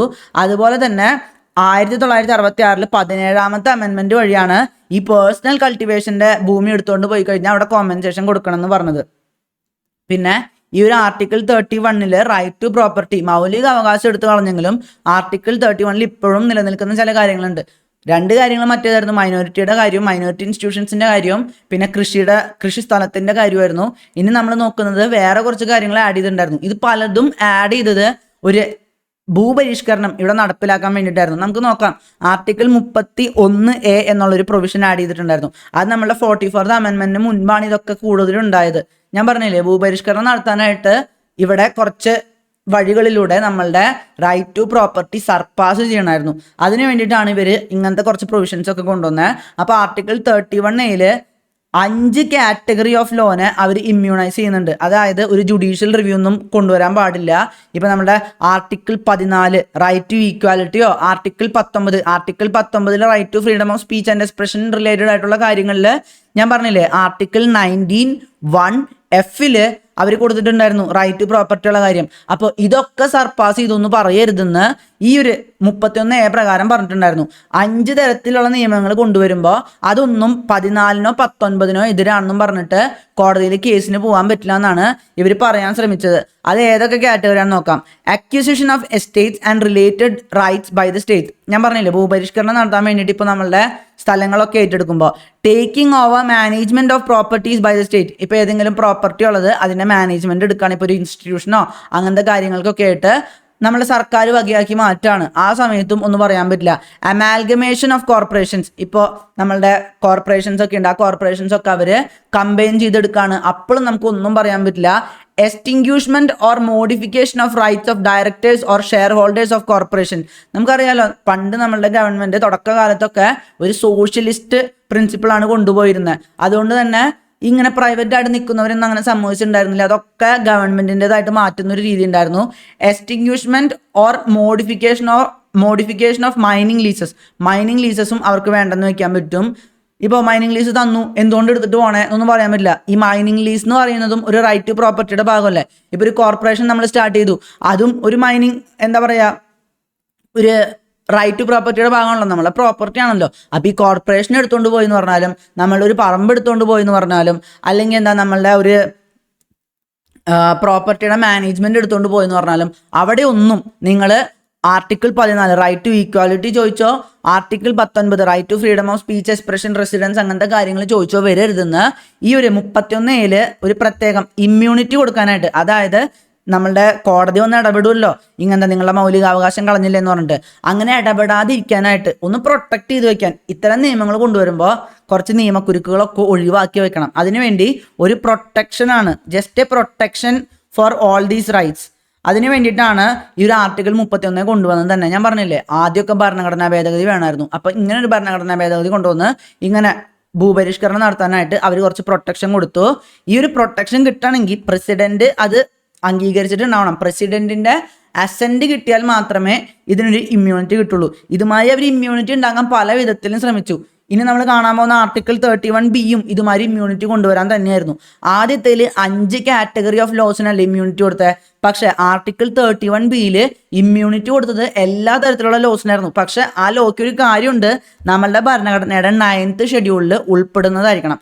അതായത് ഉൾപ്പെടുത്തിയിട്ടുണ്ടാവണം. നമ്മളുടെ ഗവൺമെന്റ് ഒരു നിയമം പാസ്സാക്കി, നമ്മൾ ലെജിസ്ലേച്ചറിൽ ഒരു നിയമം പാസ്സാക്കി, ആ നിയമത്തിന് ഈ 9th ഷെഡ്യൂളിൽ കൊണ്ടുപോയി ഇട്ട് കഴിഞ്ഞാൽ അങ്ങനത്തെ ഒരു അവസ്ഥയിൽ നിങ്ങൾ റൈറ്റ് ടു ഈക്വാലിറ്റിയോ ഏതെങ്കിലും മൗലിക അവകാശം ലംഘിച്ചു എന്നൊന്നും പറഞ്ഞിട്ട് വരരുതെന്നാണ് നമ്മളുടെ ഗവൺമെന്റ് ഉദ്ദേശിച്ചത്. പക്ഷേ എന്തുണ്ടായെന്ന് വെച്ച് കഴിഞ്ഞാൽ നമ്മളെ സുപ്രീം കോടതി ഇടപെട്ടു. IR കൊയിലോ കേസിലാണ് ഇടപെട്ടത്. IR Coelho case of 2007. എന്നിട്ട് പറഞ്ഞു, നിങ്ങൾക്ക് ഇങ്ങനെ വെറുതെ എന്താ പറയുക, കുറച്ച് നിയമങ്ങളെ ഞങ്ങളുടെ ജുഡീഷ്യൽ റിവ്യൂ എന്നുള്ളതില്ലേ, ജുഡീഷ്യൽ റിവ്യൂവിൻ്റെ പുറത്താക്കി നിർത്താൻ പറ്റില്ല. ഞങ്ങൾ അതിൽ ഇടപെട്ടിരിക്കും. ഞങ്ങൾ അവിടുത്തെ ആ നിയമത്തിൻ്റെതായിട്ടുള്ള കാര്യങ്ങൾ, മൗലിക അവകാശങ്ങൾ ലംഘിക്കുന്നുണ്ടോ എന്ന് പ്രോപ്പറായിട്ട് നോക്കിയിരിക്കും എന്ന് നമ്മളെ സുപ്രീം കോടതി തന്നെ പറഞ്ഞു. ഏത് കേസിലാണ്? IR കൊയിലോ കേസിലാണ്. ഞാൻ മുൻപ് പറഞ്ഞിട്ടുണ്ട്, കേശവാനന്ദ ഭാരതി കേസിനെ കുറിച്ച് ഞാൻ പറഞ്ഞില്ലേ, അതുപോലെ തന്നെ ഇമ്പോർട്ടൻ്റ് ആയിട്ടുള്ള കേസാണ് ഈ IR കൊയിലോ കേസ് എന്നുള്ളത്. കേശവാനന്ദ ഭാരതിയിൽ ബി എന്ന് പറയുമ്പോൾ ഓർക്കുക, ബേസിക് സ്ട്രക്ചറാണ് പറഞ്ഞെങ്കിൽ നമ്മളുടെ IR കൊയിലോ കേസിൽ പറഞ്ഞത് ഇവിടെ ഈ കൊയിലോ എന്നുള്ളതിനെ കൊലപാതകം എന്ന് എടുത്താൽ മതി. ഒരു പുതപ്പിക്കലിലൂടെ എല്ലാ നിയമങ്ങളെയും കൊല ചെയ്യാൻ പറ്റില്ല, അല്ലെങ്കിൽ എന്താ പറയുക, ഫണ്ടമെന്റൽ റൈറ്റ്സിനെ ഇല്ലാണ്ടാക്കാൻ പറ്റില്ല. മൗലിക അവകാശങ്ങൾ നൽകാതിരിക്കുന്നതിന് ഒരു ബ്ലാങ്കറ്റ് പ്രൊട്ടക്ഷൻ ആകരുത്, ഒരു പുതപ്പിക്കലാവരുത്. ഇങ്ങനത്തെ ഒരു 9th ഷെഡ്യൂൾ നമ്മുടെ സുപ്രീം കോടതി പറഞ്ഞു. അപ്പോൾ ഒരു പുതപ്പിക്കൽ, നമ്മളുടെ രോമാഞ്ചം സിനിമയിലൊക്കെ പറയില്ല, അതുമാതിരി ആലോചിച്ചാൽ മതി. പുതപ്പിക്കലാവരുത്. നിങ്ങൾ കൊണ്ടുപോയിട്ട് നിങ്ങൾ ആ നിയമങ്ങൾ മൊത്തം ഒരു 9th ഷെഡ്യൂളിൽ കൊണ്ടുപോയി വെച്ചു എന്നും പറഞ്ഞിട്ട് അത് ഞങ്ങൾ റിവ്യൂ ചെയ്യാൻ പാടില്ല, അതിന് ഏത് മൗലികാവകാശം വേണമെങ്കിലും ലംഘിക്കാം, അങ്ങനെയൊന്നും പറയാൻ പറ്റില്ല. ഞങ്ങൾ അത് റിവ്യൂ ചെയ്തിരിക്കും. ജുഡീഷ്യൽ റിവ്യൂ എന്നുള്ളത് ബേസിക് സ്ട്രക്ചറിന്റെ ഭാഗമാണ്. ജുഡീഷ്യൽ റിവ്യൂ നടത്തിയിരിക്കുന്ന പ്രത്യേകം പറഞ്ഞു. സുപ്രീം കോടതി ആദ്യമായിട്ട് ഈ ബേസിക് സ്ട്രക്ചറിനെ കുറിച്ച് പറഞ്ഞത് ഈ കേശവാനന്ദ ഭാരതി കേസിലാണ്. ഏപ്രിൽ 24 ആ കേസിന്റെ വിധി വന്നിട്ടുണ്ടായിരുന്നത്. ഞാൻ മുൻപ് പറഞ്ഞിട്ടുണ്ടായത് ഏപ്രിൽ 23 എന്നായിരുന്നു. അത് തെറ്റാണ്. ഏപ്രിൽ 24 പ്രോപ്പർ ആയിട്ടുള്ള ഡേറ്റ്. അപ്പോൾ ആ ഒരു ജഡ്ജ്മെന്റിൽ പ്രോപ്പറായിട്ട് പറഞ്ഞിട്ടുണ്ടായിരുന്നു ബേസിക് സ്ട്രക്ചറിനെ ഒരിക്കലും ബാധിക്കരുത്. ഒരു ഭരണഘടനാ ഭേദഗതി ആണെങ്കിൽ പോലും ഞങ്ങൾ അത് റിവ്യൂ ചെയ്തിരിക്കും, ബേസിക് സ്ട്രക്ചറിനെ ബാധിക്കുന്നുണ്ടോന്ന് നോക്കിയിരിക്കുന്ന പ്രോപ്പറായിട്ട് എടുത്ത് പറഞ്ഞിട്ടുണ്ടായിരുന്നു. അപ്പോൾ ഇവിടെ കേശവാനന്ദ ഭാരതി കേസിലാണ് ബേസിക് സ്ട്രക്ചറിനെ കുറിച്ച് പറഞ്ഞത്.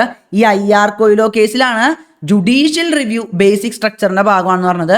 ഇത് രണ്ടും വളരെ ഇമ്പോർട്ടൻ്റ് ആണ്, വളരെയധികം നിങ്ങൾ ഓർത്തിരിക്കേണ്ട കാര്യമാണ്. കേശവാനന്ദ ഭാരതി കേസ് ഒരിക്കലും മറക്കരുത്. 1973 ഏപ്രിൽ 24 വിധി വന്ന കേശവാനന്ദ ഭാരതി കേസും അതുപോലെ തന്നെ ഈ ഒരു 9th ഷെഡ്യൂളിന്റെ ഉള്ളിലിട്ട് നിങ്ങളുടെ നിയമങ്ങളൊക്കെ കൊണ്ടുപോയി പുതപ്പിക്കാൻ പറ്റില്ല, ഒരു ബ്ലാങ്കറ്റ് പ്രൊട്ടക്ഷൻ കൊടുക്കാൻ പറ്റില്ല എന്ന് പറഞ്ഞ 2007 IR കൊയിലോ കേസ് നിങ്ങൾ എന്തായാലും ഓർത്ത് വെക്കണം. പിന്നെ അതിനുശേഷം വന്നത് ആർട്ടിക്കിൾ 31C ഇതുപോലെ തന്നെ എക്സെപ്ഷൻ കൊടുക്കാനായിരുന്നു. അതിലത്തെ പ്രൊവിഷൻസിൽ പറഞ്ഞത് ആദ്യത്തെ പ്രൊവിഷൻ എന്തായിരുന്നു എന്ന് വെച്ച് കഴിഞ്ഞാൽ, no law that seeks to implement the socialistic directive principles specified in article 39B and Article 39C shall be void on the ground of contravention of the fundamental rights conferred by Article 14 or Article 19. അതായത് ഇപ്പൊ നമ്മളുടെ ആദ്യത്തേല് 31 എന്താ പറഞ്ഞ ഒരു 5 category of loss പറഞ്ഞു. അതിനുശേഷം 31B എന്തുണ്ടായേ, ഒരു blanket protection കൊടുത്തു 9th ഷെഡ്യൂളിൽ കൊണ്ടുപോയി ഇട്ടിട്ട്. ഇനി അതിനുശേഷം 31C വന്നപ്പോൾ എന്തുണ്ടായെന്ന് വെച്ച് കഴിഞ്ഞാൽ, ചില directive principles 39B 39C implement ചെയ്യാനായിട്ട് ഇവിടെ എന്തെങ്കിലും രീതിയിലുള്ള നിയമങ്ങൾ കൊണ്ടുവന്നു കഴിഞ്ഞാൽ അതൊന്നും മൗലിക അവകാശങ്ങളുടെ ലംഘനമാണെന്ന് പറയാൻ പറ്റില്ല എന്ന് പറഞ്ഞു. ഈ 39C 39B എന്നൊക്കെ പറയുന്നത് ഭൂപരിഷ്കരണമായിട്ട് റിലേറ്റഡ് ആയിട്ടാണ്. അപ്പൊ അതായത് ഇവിടെ ഉദ്ദേശിച്ചെന്ന് വെച്ച് കഴിഞ്ഞാൽ, ഭൂപരിഷ്കരണത്തിനായിട്ടൊരു നിയമം കൊണ്ടുവന്നു കഴിഞ്ഞാൽ അത് എന്ത് രീതിയിലുള്ളതാണെങ്കിലും, ആദ്യത്തേൽ 5 കാറ്റഗറിനെ കുറിച്ച് പറഞ്ഞിട്ടുണ്ടായിരുന്നുള്ളൂ, രണ്ടാമത്തേല് ഒരു ബ്ലാങ്കറ്റ് പ്രൊട്ടക്ഷനെ കുറിച്ച് പറഞ്ഞിട്ടുണ്ടായുള്ളൂ. ഇവിടെ ഏത് നിയമമാണെങ്കിലും 39BC ഇതിന് വേണ്ടിയിട്ടുള്ള നിയമമാണെങ്കിൽ അതൊന്നും ഒരിക്കലും മൗലികാവകാശത്തിന്റെ ലംഘനമാണെന്ന് പറയാൻ പറ്റില്ല എന്ന് പറഞ്ഞു. ഇവിടെ ഈ ഒരു ആദ്യത്തെ പ്രൊവിഷൻ നമ്മളുടെ സുപ്രീം കോടതി അംഗീകരിച്ചു. അതായത് 39B C നിങ്ങൾ എന്താ ഭൂപരിഷ്കരണത്തിന് വേണ്ടിയിട്ടല്ലേ, അത് ഞങ്ങൾ സമ്മതിക്കണു. പക്ഷെ ഇതിന്റെ കൂടെ ഒരു പ്രൊവിഷനും കൂടെ കൂട്ടിച്ചേർക്കാൻ നോക്കി. അത് പക്ഷെ നമ്മളുടെ സുപ്രീം കോടതി അംഗീകരിച്ചു കൊടുത്തില്ല. No law containing a declaration that it is for giving effect to such policy shall be questioned in any court on the ground that it does not give effect to such a policy. അവിടെ എന്താ ഉദ്ദേശിച്ചതെന്ന് വെച്ച് കഴിഞ്ഞാൽ, ഈ 39B-ക്കും C-ക്കും ആണെന്നും പറഞ്ഞിട്ട് ഒരു നിയമം പാസ്സാക്കി. അതായത് ഞാൻ പറയാണ് ഇത് ഭൂപരിഷ്കരണത്തിന് വേണ്ടിയാണ്, പക്ഷെ സത്യത്തിൽ അത് ഭൂപരിഷ്കരണത്തിന് വേണ്ടിയൊന്നും ആയിരിക്കില്ല. അപ്പോൾ നിങ്ങൾക്ക് പോയിട്ട് ഇത് ഭൂപരിഷ്കരണത്തിന് വേണ്ടിയാണോന്നൊന്നും പോയി ചോദിക്കാൻ പറ്റില്ല. കാരണം ഭൂപരിഷ്കരണത്തിന് വേണ്ടിയാണെങ്കിൽ പ്രൊട്ടക്ഷൻ ഉണ്ടല്ലോ. അപ്പോൾ ഇത് ഇന്ദിരാഗാന്ധിയുടെ സമയത്ത് കൊണ്ടുവന്ന ചില കാര്യങ്ങളാണ്. അപ്പോൾ ഇന്ദിരാഗാന്ധി വിചാരിച്ചു ഭൂപരിഷ്കരണത്തിനാണെന്നും പറഞ്ഞിട്ട് വേറെയും കാര്യങ്ങൾ കൊണ്ടുവരാമല്ലോ, എന്നിട്ടൊരു പേര് വെച്ചാൽ പോരെ ഇത് ഭൂപരിഷ്കരണത്തിനാണെന്ന്. ഇത് ഭൂപരിഷ്കരണത്തിനാണെന്ന് ആരും വന്ന് ചെക്ക് ചെയ്യാൻ നിൽക്കരുതെന്ന് നമ്മളുടെ ആ ഒരു പ്രൊവിഷനിൽ കൊടുത്തു. പക്ഷെ സുപ്രീം കോടതി പറഞ്ഞു അത് തെറ്റാണ്, നിങ്ങൾ അങ്ങനെ ഭൂപരിഷ്കരണം എന്നും പറഞ്ഞിട്ട് നിങ്ങൾക്ക് ഇഷ്ടമുള്ള കളിയൊന്നും കളിക്കേണ്ടെന്ന് നമ്മുടെ സുപ്രീം കോടതി പ്രത്യേകം എടുത്ത് പറഞ്ഞു. അപ്പോൾ ഫസ്റ്റ് പ്രൊവിഷൻ വാലിഡ് ആക്കി കൊടുത്തു. 31C രണ്ടാമത്തെ പ്രൊവിഷൻ അവരെടുത്ത് കളഞ്ഞു. അതിനുശേഷം വീണ്ടും 42ാമത്തെ അമെൻമെന്റ് ഞാൻ പറഞ്ഞിട്ടില്ലേ, മിനി കോൺസ്റ്റിറ്റ്യൂഷൻ, ഇത് നമ്മളുടെ ഇന്ദിരാഗാന്ധി കൊണ്ടുവന്നായിരുന്നു. 42ാമത്തെ അമെൻമെന്റിൽ പറഞ്ഞു നിങ്ങൾ സമ്മതിക്കില്ല അല്ലേ, ഞങ്ങൾ ഈ ഒരു ഭൂപരിഷ്കരണം എന്ന് പറഞ്ഞിട്ട് ഇവിടെ ഫണ്ടമെന്റൽ റൈറ്റ്സ് അല്ലെങ്കിൽ മൗലിക അവകാശത്തിനെ ഇല്ലാതാക്കാനായിട്ട്, അന്നാ നോക്കിക്കോ ഏത് നിയമം പാസ്സാക്കിയാലും അത് മൗലിക അവകാശത്തെ ലംഘിച്ചു എന്ന് പറയാൻ പറ്റില്ല എന്ന് പറയാൻ ശ്രമിച്ചു 42ാമത്തെ അമെൻമെന്റ് വഴി.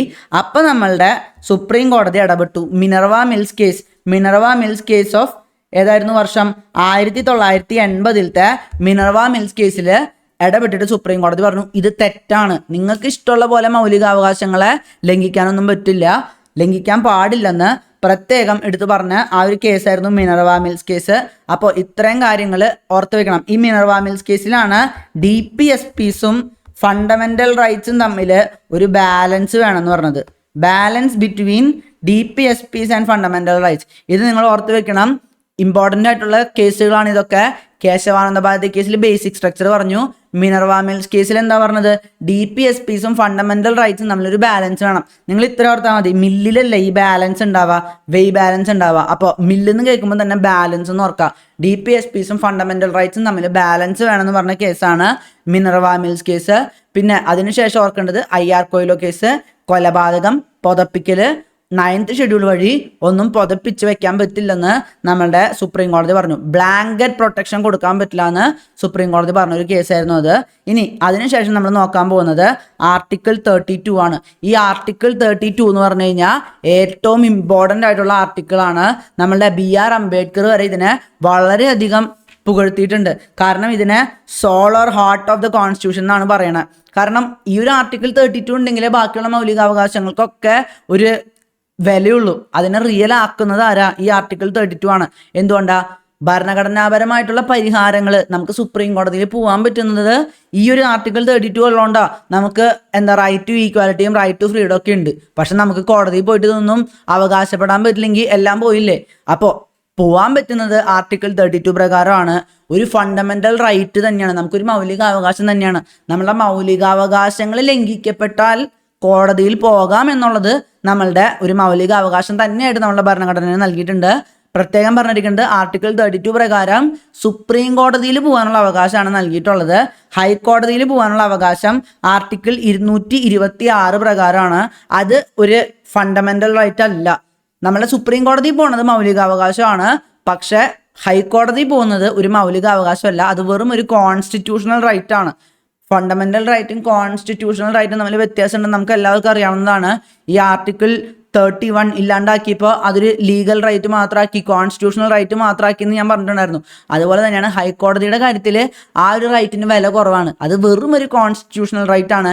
പക്ഷെ സുപ്രീം കോടതിയുടെ കാര്യത്തിൽ നമുക്ക് സുപ്രീം കോടതി പോകാന്നുള്ളത് നമ്മളുടെ മൗലിക അവകാശം തന്നെയാണ്. ഇതിനെക്കുറിച്ചിട്ട് നമ്മളുടെ അംബേദ്കർ ഒക്കെ പറഞ്ഞിട്ടുണ്ടായിരുന്നു. ഏറ്റവും ഇമ്പോർട്ടൻ്റ് ആയിട്ടുള്ള കാര്യമാണ്. It is the very soul of the constitution and very heart of it എന്ന് നമ്മളുടെ ഭരണഘടനാ ശില്പിയായിട്ടുള്ള അംബേദ്കർ തന്നെ പറഞ്ഞിട്ടുണ്ട്. അപ്പോൾ ഈ ഒരു റൈറ്റിൽ എന്താണ് കൊടുത്തിരിക്കുന്നത് നമുക്ക് നോക്കാം. Article 32 confers the right to remedies for the enforcement of the fundamental rights of an aggrieved citizen.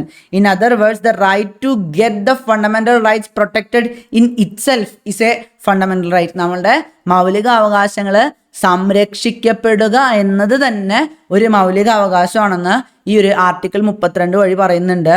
ഇപ്പോൾ നമുക്ക് ഈ ഒരു മൗലിക അവകാശം ഉള്ളത് കൊണ്ട് തന്നെ നമുക്ക് സുപ്രീം കോടതിയിൽ പോകാൻ പറ്റും. അങ്ങനെ പല പ്രൊവിഷൻസ് ആണുള്ളത്. നമ്മളെ മൗലികാവകാശം ലംഘിച്ചു എന്ന് പറഞ്ഞു കഴിഞ്ഞാൽ നേരെ സുപ്രീം കോടതിയിൽ പോയിട്ട് നമുക്ക് കേസ് കൊടുക്കാൻ പറ്റും. അതിനുശേഷം സുപ്രീം കോടതിക്ക് ഇതൊക്കെ പ്രോപ്പറായിട്ട് ഇംപ്ലിമെന്റ് ചെയ്യാനായിട്ട് റിറ്റ്സ് കൊണ്ടുവരാൻ പറ്റും. ഡയറക്റ്റീവ്സോ റിറ്റ്സോ കൊണ്ടുവരാൻ പറ്റും. റിറ്റ്സ് എന്താണെന്നുള്ളത് നമ്മൾ റിറ്റ്സിനെ കുറിച്ചുള്ള ക്ലാസ്സിൽ പ്രത്യേകം എടുത്ത് പറയും. സിലബസിൽ പ്രത്യേകം റിറ്റ്സ് എന്ന് പറഞ്ഞിട്ടൊരു ഭാഗം തന്നെയുണ്ട്.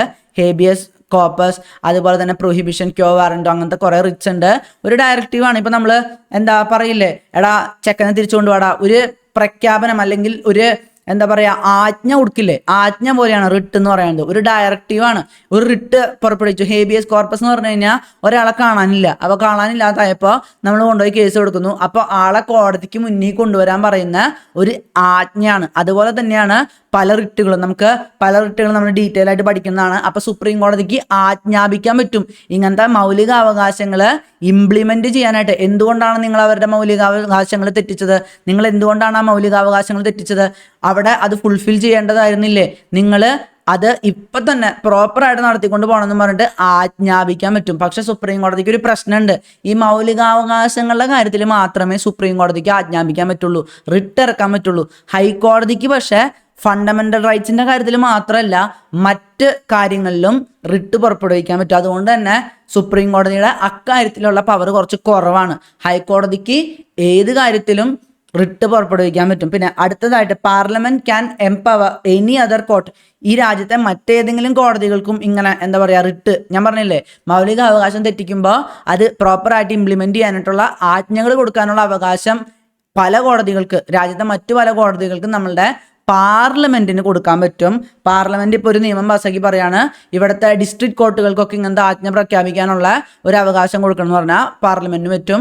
പക്ഷെ അത് ഹൈക്കോടതിക്ക് വേണ്ടിയിട്ട് ചെയ്യാൻ പറ്റില്ല. കാരണം ഹൈക്കോടതിക്ക് ഓൾറെഡി ആർട്ടിക്കിൾ 226 പ്രകാരം അങ്ങനത്തെ ഒരു അധികാരമുണ്ട്, റിട്ട് പുറപ്പെടുവിക്കാനുള്ള അധികാരമുണ്ട്. പിന്നെ അതിനുശേഷം നമ്മൾ കാണേണ്ടത് ഈ ഒരു ആർട്ടിക്കിൾ 32 ഉണ്ടല്ലോ, അതായത് നമുക്ക് കോടതി പോവാം എന്നുള്ള അവകാശം ആർട്ടിക്കിൾ 359 പ്രകാരം സസ്പെൻഡ് ചെയ്യാൻ പറ്റും. അടിയന്തരാവസ്ഥ കാലം വന്നു കഴിഞ്ഞാൽ ആർട്ടിക്കിൾ 359 പ്രകാരം നമ്മളുടെ കോൺസ്റ്റിറ്റ്യൂഷണൽ റെമഡീസ് എന്നുള്ളത് സസ്പെൻഡേ ചെയ്യുള്ളൂ കേട്ടോ. നമ്മളുടെ അടിയന്തരാവസ്ഥ കാലം കഴിയുമ്പോൾ നമുക്ക് വേണമെങ്കിൽ തിരിച്ചു വന്നിട്ട് ഓക്കെ അന്ന് എൻ്റെ ഇങ്ങനത്തെ അവകാശങ്ങൾ കളഞ്ഞിരുന്നു എന്ന് പറഞ്ഞാൽ നമുക്ക് കേസ് കൊടുക്കാൻ പറ്റും. പ്രത്യേകിച്ച് ആർട്ടിക്കിൾ 19, 20, 21 ചില സമയങ്ങളിൽ മാത്രമല്ലേ പോവുള്ളൂ, ചില സമയങ്ങളിൽ മാത്രമേ പോവുള്ളൂ. പക്ഷെ അതൊക്കെ ലംഘിച്ചു എന്ന് പറഞ്ഞിട്ട് അടിയന്തരാവസ്ഥ കാലം നമുക്ക് കേസ് കൊടുക്കാൻ പറ്റില്ല. കേസ് കൊടുക്കണമെങ്കിൽ അടിയന്തരാവസ്ഥ കാലം കഴിയണം. അതുകൊണ്ട് ഈ ഒരു ആർട്ടിക്കിൾ 32 ഇങ്ങനെ സുപ്രീം കോടതിയിൽ പോകാൻ പറ്റും മൗലികാവകാശങ്ങളുടെ ലംഘനത്തിന്റെ സമയത്തെന്ന് പറയുന്നത് കൊണ്ടാണ് സുപ്രീം കോടതിന് ഇവിടെ defender and guarantor of the fundamental rights എന്ന് പറയുന്നത് വളരെ ഇമ്പോർട്ടൻ്റ് ആണ്. പലപ്പോഴും ചോദിക്കാറുണ്ട് who is the defender and guarantor of fundamental rights എന്ന് പ്രത്യേകം എടുത്ത് ചോദിക്കാറുണ്ട്. അപ്പം നിങ്ങൾ പറയണം defender and guarantor of fundamental rights supreme കോടതിയാണെന്ന് പ്രത്യേകം എടുത്ത് പറയണം. പിന്നെ ഈ ഒരു പവർ ഒക്കെ ഉണ്ടല്ലോ, നമ്മൾ റിട്ടൊക്കെ പുറപ്പെടുവിക്കാനുള്ള പവർ എന്നൊക്കെ പറയുന്നത് അത് ഒറിജിനലാണ്. കാരണം ഒരു മൗലിക അവകാശം ലംഘിക്കപ്പെട്ട് കഴിഞ്ഞു കഴിഞ്ഞാൽ നമ്മളുടെ സുപ്രീം കോടതിയിലോട്ട് നമുക്ക് നേരിട്ട് പോകാൻ പറ്റും, നമുക്ക് വേറൊരു കോടതിയിലും പോകേണ്ട ആവശ്യമില്ല. അപ്പോൾ ഒറിജിനലായിട്ട് നമുക്ക് ആ ഒരു കാര്യം പറയാൻ കാരണം ഇവിടെ അഗ്രീവ്ഡ് സിറ്റിസന്, അതായത് അഗ്രീവ്ഡ് സിറ്റിസൺ എന്ന് പറഞ്ഞാൽ ഒരു പ്രശ്നം വന്ന മനുഷ്യന്, അതായത് അവരുടെ മൗലിക അവകാശം ലംഘിക്കപ്പെട്ട മനുഷ്യന് നേരെ സുപ്രീം കോടതിയിൽ പോകാൻ പറ്റും. അതുകൊണ്ട് ഇത് ഒറിജിനൽ ആണ്. അതുപോലെ തന്നെ വൈഡ് പവേഴ്സ് ആണ്, അതായത് നമ്മളുടെ ഫണ്ടമെന്റൽ റൈറ്റ്സിന്റെ കാര്യത്തിൽ ഏത് രീതിയിലുള്ള റിട്ടും കൊണ്ടുവരാൻ നമ്മളെ സുപ്രീം കോടതിക്ക് അവകാശം കൊടുത്തിട്ടുണ്ട്. അതുകൊണ്ടാണ് ഇതിനെ വൈഡ് പവേഴ്സ് എന്ന് പറയുന്നത്.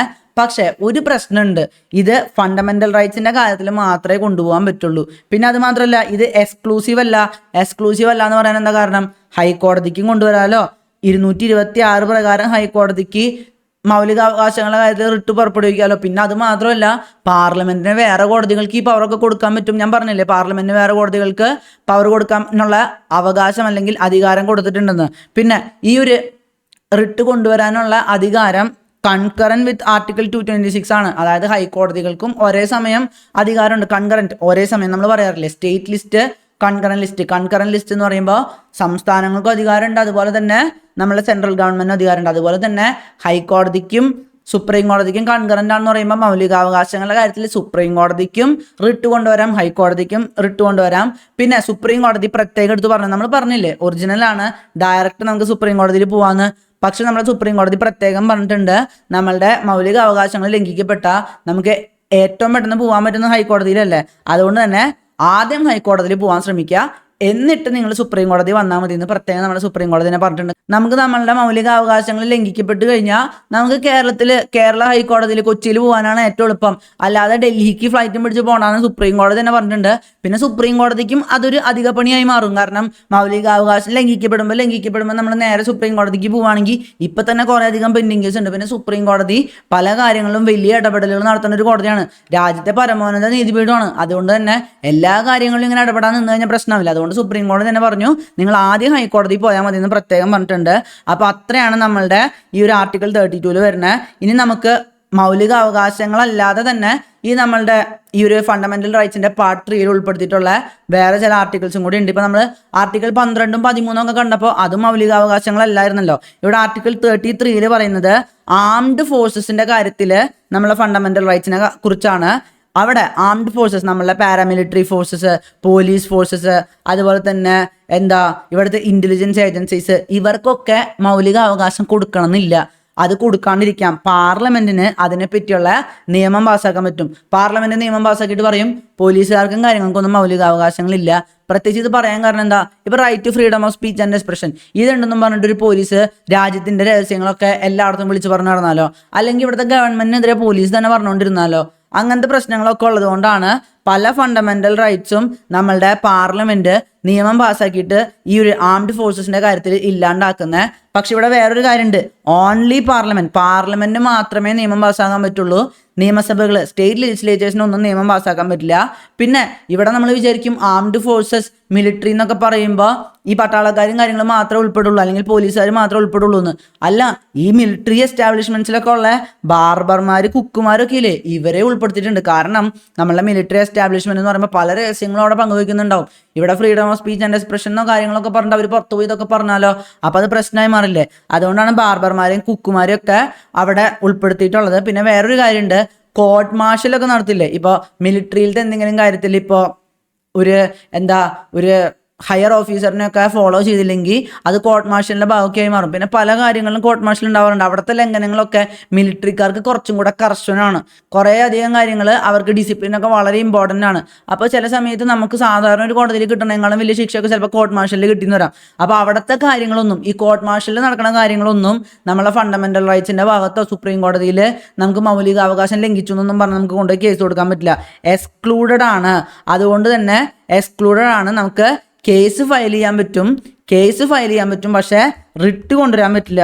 നമ്മളുടെ സുപ്രീം കോടതിക്ക് മൗലികാവകാശങ്ങളുടെ കാര്യത്തിൽ സാധാരണ റിട്ടൊക്കെ പുറപ്പെടുവിക്കാറില്ലേ, അങ്ങനെ റിട്ടൊന്നും പുറപ്പെടുവിക്കാൻ പറ്റില്ല ഈ കോർട്ട് മാർഷലിൻ്റെ കാര്യത്തിലൊന്നും. അങ്ങനെ പ്രത്യേകം എടുത്ത് പറഞ്ഞിട്ടുണ്ട്. അത് റിട്ട് പുറപ്പെടുവിക്കാൻ പറ്റില്ല എന്നുള്ള നിയമം നമ്മളെ പാർലമെന്റിന് ഫോം ചെയ്യാൻ പറ്റും. പിന്നെ അതിനുശേഷം വരുന്നത് ആർട്ടിക്കിൾ 34 ആർട്ടിക്കിൾ 34 വരുമ്പോൾ അത് മാർഷ്യൽ ലോനെ കുറിച്ചാണ് പറയുന്നത്. അതായത് ഒരു മിലിറ്ററി ലോ, ഇപ്പോൾ നമ്മളുടെ ഫണ്ടമെന്റൽ റൈറ്റ്സ് വേണ്ടെന്ന് വെച്ചുകൊണ്ട് ഏതെങ്കിലും ഒരു പ്രദേശത്ത് ഭയങ്കര പ്രശ്നമാണ്, അവിടെ നിയമപരമായിട്ട് ഭയങ്കര ബ്രേക്ക് ഡൗൺ ആണ്, അവിടെ സിസ്റ്റം ഒക്കെ ബ്രേക്ക് ഡൗൺ ആയി ആൾക്കാർ വഴിയിലൊക്കെ ഇറങ്ങി, ആ സമയത്ത് ഫണ്ടമെന്റൽ റൈറ്റ്സ് ഒക്കെ ഇല്ലാണ്ടാക്കും. കാരണം നിങ്ങൾക്ക് ഇഷ്ടമുള്ള പോലെ നിങ്ങളെ ഫണ്ടമെന്റൽ റൈറ്റ്സ് ഒക്കെ എടുത്ത് ഉപയോഗിച്ചുകൊണ്ടിരിക്കുകയാണ്, നിങ്ങൾ ഇഷ്ടമുള്ള പോലെ കാര്യങ്ങൾ ചെയ്തുകൊണ്ടിരിക്കുകയാണ്. ചിലപ്പോൾ സർക്കാർ സ്ഥാപനങ്ങളൊക്കെ അടിച്ചു പൊട്ടിക്കുന്നൊക്കെ ഉണ്ടാവും. അങ്ങനത്തെ സിറ്റുവേഷൻ വരുമ്പോൾ മിലിറ്ററി ലോ അങ്ങോട്ട് പ്രഖ്യാപിക്കാൻ പറ്റും. അത് ഏത് പ്രകാരം? ആർട്ടിക്കിൾ 34 പ്രകാരം. ഇത് എമർജൻസിയിൽ നിന്ന് ഡിഫറെൻ്റ് ആണ്. കാരണം എമർജൻസി എന്ന് പറയുമ്പോൾ ഫണ്ടമെന്റൽ റൈറ്റ്സ് മാത്രമൊന്നല്ല എടുത്ത് കളയുക.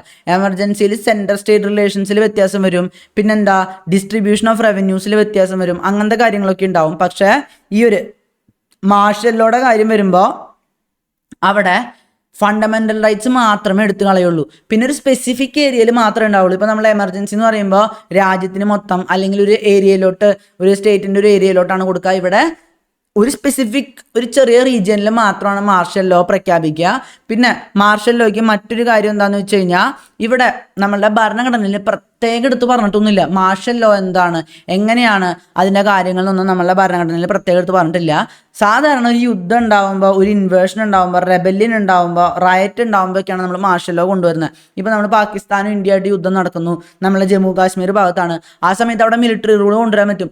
ഈ മിലിറ്ററി റൂൾ കൊണ്ടുവരുമ്പോഴുള്ള കാര്യം എന്താണെന്ന് വെച്ച് കഴിഞ്ഞാൽ, അവിടെ ഗവൺമെൻറ് ഓഫീസേഴ്സിനൊക്കെ പലതും ചെയ്യാനുള്ള അധികാരം നമ്മളുടെ ഗവൺമെൻറ്റിന് കൊടുക്കാൻ പറ്റും. ഗവൺമെൻറ് ഓഫീസേഴ്സിനോ മിലിറ്ററിക്കോ എന്ത് വേണമെങ്കിലും ചെയ്യാം. നിങ്ങൾക്ക് ആൾക്കാരെ എന്തെങ്കിലും എന്താ പറയുക, അവരുടെ റൈറ്റ്സ് ലംഘിക്കുകയോ എന്ത് ചെയ്തോ കുഴപ്പമില്ല, നിങ്ങളവിടുത്തെ ആ ഒരു യുദ്ധം ജയിച്ചിട്ട് വന്നാൽ മതി എന്നൊക്കെ പറയാൻ പറ്റും നമ്മളുടെ സുപ്രീം കോടതിക്ക്. ഈവൻ സുപ്രീം കോടതിക്കല്ല, നമ്മളുടെ ഗവൺമെൻറ്റിന്. ഈവൻ അവിടെ ഒരാളുടെ മരണത്തിലോട്ട് വരെ നയിക്കാനുള്ള കാര്യങ്ങൾ ചെയ്താലും നമ്മളുടെ ഗവൺമെൻറ് ഓഫീസേഴ്സിനെയും മിലിറ്ററി ഓഫീസേഴ്സിനൊക്കെ ഇമ്മ്യൂണിറ്റി കൊടുക്കാൻ പറ്റും. ഇൻഡെമ്നിഫൈ എന്ന് പറഞ്ഞു കഴിഞ്ഞാൽ അവരുടെ കുറ്റം ഇല്ലാണ്ടാക്കുക, അവരെ കുറ്റവിമുക്തരാക്കാൻ പറ്റും. നിങ്ങൾ ഇതൊക്കെ ചെയ്തോ, മാർഷ്യൽ ലോ ആയിരുന്നില്ലേ, മാർഷ്യൽ ലോയുടെ സമയത്ത് നിങ്ങൾ എന്ത് വേണമെങ്കിലും ചെയ്തോ, ആൾക്കാരെ കൊല്ലേ, അവരുടെ മൗലിക അവകാശങ്ങൾ എടുത്ത് കളയേ, എന്ത് വേണമെങ്കിലും ചെയ്തോ, ഒരു പ്രശ്നവും. കാരണം മാർഷ്യൽ ലോ ആണ്, അവിടെ ഫണ്ടമെന്റൽ റൈറ്റ്സ് ഇല്ല എന്നാണ് ഇവിടെ പ്രത്യേകം പറഞ്ഞിട്ടുള്ളത്. പക്ഷെ സുപ്രീം കോടതി പറഞ്ഞിട്ടുണ്ട് ഇവിടെ മാർഷ്യൽ ലോ ആണെന്ന് പറഞ്ഞിട്ട് ഹേബിയസ് കോർപ്പസ് എടുത്ത് കളയാൻ പറ്റില്ല. അതായത് ഒരാളെ കാണാണ്ടായി കഴിഞ്ഞ് കഴിഞ്ഞാൽ, ഞാൻ പറഞ്ഞില്ലേ, ഒരാളെ കാണാണ്ടായി കഴിഞ്ഞ് കഴിഞ്ഞാൽ ആ വ്യക്തിനെ നമ്മളെ കോടതിയുടെ മുന്നിൽ ഹാജരാക്കാൻ നമ്മളെ സുപ്രീം കോടതിക്ക് ആവശ്യപ്പെടാൻ പറ്റും. എന്തുകൊണ്ടാണ് കാണാതായത്? പോലീസ് കസ്റ്റഡിയിലാണോ? ഇത്തരം കാര്യങ്ങൾ പ്രോപ്പറായിട്ട് ചോദിച്ചറിയാൻ നമ്മുടെ ഹേബിയസ് കോർപ്പസ് വഴി സുപ്രീം കോടതിക്ക് പറ്റും. അപ്പോൾ മാർഷ്യൽ ലോ ആണെങ്കിൽ പോലും ഹേബിയസ് കോർപ്പസ് നമ്മുടെ സുപ്രീം കോടതിക്ക് കൊണ്ടുവരാൻ പറ്റും. അതായത് ഇപ്പോൾ എന്താ പറയുക, ഡെത്തിലോട്ട് വരെ നയിക്കാമെങ്കിലും അതൊന്നും അത്ര എന്താ പറയുക പ്രോപ്പറായിട്ട് നടക്കണ കാര്യമൊന്നുമല്ല. ഇവിടെ ഇങ്ങനെ പറഞ്ഞു വെച്ചിട്ടുണ്ട് ഡെത്തിക്ക് വരെ നടക്കാം, ഡെത്തിക്ക് വരെ പോവാന്നൊക്കെ. പക്ഷെ സുപ്രീം കോടതിയൊക്കെ അത്യാവശ്യം സമയങ്ങളിലൊക്കെ ഇടപെടും, അല്ലാതെ മൊത്തത്തിൽ മൗലികാവകാശങ്ങൾ ഒരു മിലിറ്ററി റൂൾ എന്ന് പറഞ്ഞിട്ട് കൊണ്ടു കളയാൻ പറ്റുമെങ്കിൽ അത് ശരിയായിട്ടുള്ള രീതിയല്ലല്ലോ. അപ്പോൾ അത്രയാണ് വരുന്നത്. ഇവിടെ നമ്മളുടെ ഗവൺമെന്റ് സർവൻസും മിലിറ്ററി ഓഫീസും ഒക്കെ ചെയ്യുന്ന കാര്യങ്ങൾ ഇൻഡെമിനിഫൈ ചെയ്യില്ലേ, അതൊന്നും ഒരിക്കലും ചാലഞ്ച് ചെയ്യാൻ പറ്റില്ലെന്നും പ്രത്യേകം എടുത്ത് പറഞ്ഞിട്ടുണ്ട്. അതെന്തിനാണ് അവരെ കുറ്റവിമുക്തരാക്കിയത്, അവർ ശരിക്കും കുറ്റമല്ല ചെയ്തത്, അങ്ങനെയൊന്നും പറയാൻ പറ്റില്ല. കാരണം ആ സമയത്ത് നമ്മളുടെ ഗവൺമെന്റ് എല്ലാ വിധത്തിലുള്ള അധികാരവും കൊടുത്തിട്ടുണ്ട്. അതാണ് പറയുന്നത് അബ്നോർമൽ പവേഴ്സ് ആണ് നൽകുന്നത്. പിന്നെ ഞാൻ പറഞ്ഞില്ലേ, ഇങ്ങനെ കൊടുത്താലും ഹേബിയസ് കോർപ്പസ് എടുത്ത് കളയാൻ പറ്റില്ല. ഇവിടെ ഏറ്റവും ഇമ്പോർട്ടൻ്റ് ആയിട്ടുള്ള കാര്യം മാർഷൽ ലോ എന്ന് പറയുമ്പോൾ ഫണ്ടമെന്റൽ റൈറ്റ്സിനെ മാത്രമേ എഫക്ട് ചെയ്യുന്നുള്ളൂ.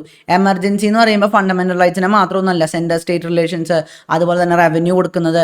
പിന്നെ അത് മാത്രമല്ല, മാർഷൽ ലോയുടെ സമയത്ത് നമ്മൾ ഒരു സ്റ്റേറ്റിലാണ് കൊണ്ടുവരുന്നെങ്കിൽ ആ സ്റ്റേറ്റിലെ ഗവൺമെന്റിനൊക്കെ എടുത്ത് കളയും, അവിടുത്തെ ഇവൻ ഓർഡിനറി ലോ കോഡ്സിനോട് എടുത്ത് കളയും. പക്ഷേ എമർജൻസിയുടെ സമയത്ത് അവിടെ അതുപോലെ തന്നെ ഗവൺമെന്റ് ഉണ്ടാവും, സ്റ്റേറ്റ് ഗവൺമെന്റ്സ് ഒക്കെ ഉണ്ടാവും. നാഷണൽ എമർജൻസിയുടെ സമയത്ത് സ്റ്റേറ്റ് ഗവൺമെന്റ് ഒക്കെ അവിടെ തന്നെ ഉണ്ടാവും. പിന്നെ ഒരു ലോ ബ്രേക്ക് ഡൗണിനെ റീസ്റ്റോർ ചെയ്യാൻ വേണ്ടിയിട്ടാണ് ഇത് കൊണ്ടുവരുന്നത്. ഒരു സ്പെസിഫിക് ഏരിയയിലോട്ട് ഇത് കൊണ്ടുവരാം. പക്ഷേ ഒരു സ്പെസിഫിക് പ്രൊവിഷനിൽ എവിടെയൊന്നും പറഞ്ഞിട്ടില്ല, നമ്മുടെ ഭരണഘടനയിൽ എവിടെയെങ്കിലും പ്രത്യേകം എടുത്ത് ഇങ്ങനെയാണ് മാർഷൽ ലോ കൊണ്ടുവരേണ്ടതൊന്നും പ്രോപ്പറായിട്ട് പറഞ്ഞിട്ടില്ല.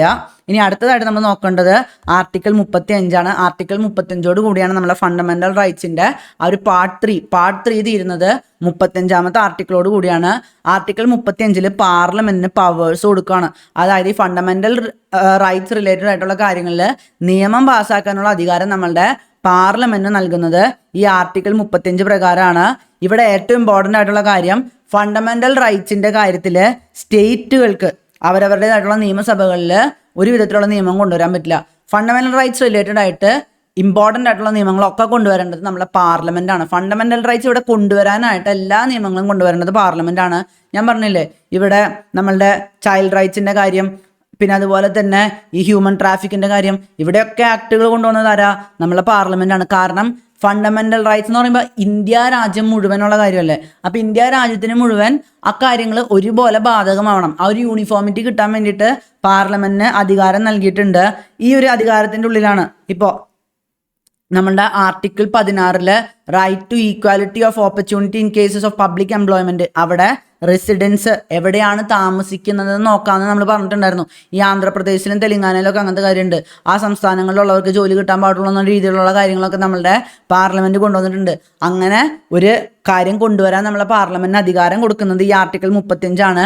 അതുപോലെ തന്നെ എംപവർ കോർട്സ്, ഞാൻ പറഞ്ഞില്ലേ, കോടതികൾക്ക് റിട്ട് കൊണ്ടുവരാനുള്ള അവകാശം അഥവാ അധികാരം കൊടുക്കാൻ പറ്റും. ശരിക്കും പറഞ്ഞ ആർട്ടിക്കിൾ 32 പ്രകാരം സുപ്രീം കോടതിക്കും ആർട്ടിക്കിൾ 226 പ്രകാരം ഹൈക്കോടതിക്കും മാത്രമേ അവകാശമുള്ളൂ. പക്ഷേ നമ്മളെ പാർലമെന്റിന് മറ്റ് ഓർഡിനറി ലോ കോഡ്സിനും ഇങ്ങനത്തെ അധികാരങ്ങൾ കൊടുക്കാൻ പറ്റും. പിന്നെ ആംഡ് ഫോഴ്സസിന്റെ കാര്യത്തിൽ പാർലമെന്റിന് ഈ മൗലിക അവകാശങ്ങൾ വേണ്ടെന്ന് വെക്കാൻ പറ്റും. ഞാൻ പറഞ്ഞില്ലേ, freedom of speech and expression ഒന്നും പോലീസുകാർക്കും പട്ടാളക്കാർക്കും ഒന്നും കൊടുക്കണില്ല. അത് നമ്മളെ പാർലമെന്റ് നിയമം പാസ്സാക്കിക്കൊണ്ടാണ്. ആ പാർലമെന്റിന് നിയമം പാസ്സാക്കാൻ അധികാരം കൊടുക്കുന്നത് ആർട്ടിക്കിൾ 35. പിന്നെ മാർഷൽ ലോ കൊണ്ടുവരാൻ പാർലമെന്റ് വഴിയാണല്ലോ മാർഷൽ ലോ കൊണ്ടുവരുന്നത്. അതിനുള്ള അധികാരം കൊടുക്കുന്നത് ആർട്ടിക്കിൾ 35. ആർട്ടിക്കിൾ 34 മാർഷൽ ലോനെ കുറിച്ച് പറയുന്നത്. മാർഷൽ ലോ കൊണ്ടുവരാനുള്ള അധികാരത്തെ കുറിച്ച് പറയുന്നത് ആർട്ടിക്കിൾ 35. പാർലമെന്റിന് എല്ലാ വിധത്തിലുള്ള അധികാരങ്ങളും ഫണ്ടമെന്റൽ റൈറ്റ്സ് റിലേറ്റഡ് ആയിട്ടുള്ള കാര്യങ്ങളിൽ എല്ലാ വിധത്തിലുള്ള അധികാരവും കൊടുക്കുന്നത് നമ്മളുടെ ആർട്ടിക്കിൾ 35. പിന്നെ അൺടച്ചബിലിറ്റി ഇവിടെ നടക്കുകയാണെങ്കിൽ അതിനെ പണിഷ് ചെയ്യാനുള്ള നിയമം കൊണ്ടുവരാൻ പറ്റും. അതുപോലെ തന്നെ ഇവിടെ ഹ്യൂമൻ ട്രാഫിക്കിംഗ് നടക്കുകയാണെങ്കിൽ അതിനെ പണിഷ് ചെയ്യാനുള്ള നിയമം കൊണ്ടുവരാൻ പറ്റും. ഈവൻ ഇപ്പോൾ ആ ഒരു കാര്യം സ്റ്റേറ്റ് ലിസ്റ്റിലാണ് ഇരിക്കണമെന്ന് വിചാരിക്കുക. ഇപ്പോൾ എന്തെങ്കിലും സ്റ്റേറ്റ് ലിസ്റ്റിൽ ഉൾപ്പെട്ടൊരു കാര്യത്തിലാണ് നമ്മൾ നിയമം കൊണ്ടുവരുന്നത്, അപ്പോൾ അവിടെ വരെ നിയമം കൊണ്ടുവരാനുള്ള അധികാരം നമ്മളുടെ ഗവൺമെന്റിനുണ്ട്, പാർലമെന്റിനുണ്ട്. ഗവൺമെന്റിനല്ല, ഗവൺമെന്റ് എന്ന് പറയുമ്പോൾ എക്സിക്യൂട്ടീവാണ്. പാർലമെന്റ് എന്ന് വെച്ചാൽ നാഷണൽ ലെജിസ്ലേച്ചറാണ്. അപ്പോൾ ലെജിസ്ലേച്ചറിന് നിയമം കൊണ്ടുവരാൻ പറ്റും. അത് സ്റ്റേറ്റ് ലിസ്റ്റിൽ ഉൾപ്പെട്ടൊരു കാര്യമാണെങ്കിൽ പോലും ഫണ്ടമെന്റൽ റൈറ്റ് ഇവിടെ ഫുൾഫിൽ ചെയ്യാൻ വേണ്ടിയാണ്, ഫണ്ടമെന്റൽ റൈറ്റ് ഇംപ്ലിമെന്റ് ചെയ്യാൻ വേണ്ടിയാണ് അത് കൊണ്ടുവരുന്നെങ്കിൽ നമ്മളെ പാർലമെന്റിന് ആ ഒരു നിയമം കൊണ്ടുവരാൻ പറ്റും.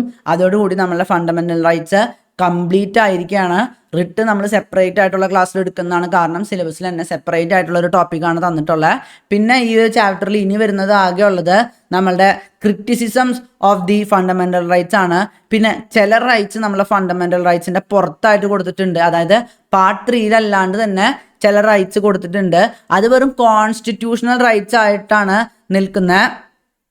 അതെന്ന് പറയുമ്പോൾ നമ്മളുടെ വോട്ടിംഗ് റൈറ്റ്, അതുപോലെ തന്നെ ടാക്സിനെ കുറിച്ചിട്ടുള്ള കാര്യങ്ങൾ അതൊക്കെയാണ്. അതൊന്നും നമ്മുടെ പ്രോപ്പർ ഫണ്ടമെന്റൽ റൈറ്റ്സ് എന്നുള്ള ഭാഗത്ത് വരുന്നില്ല. പിന്നെ അത് വളരെ ഫാക്ച്വലാണ്.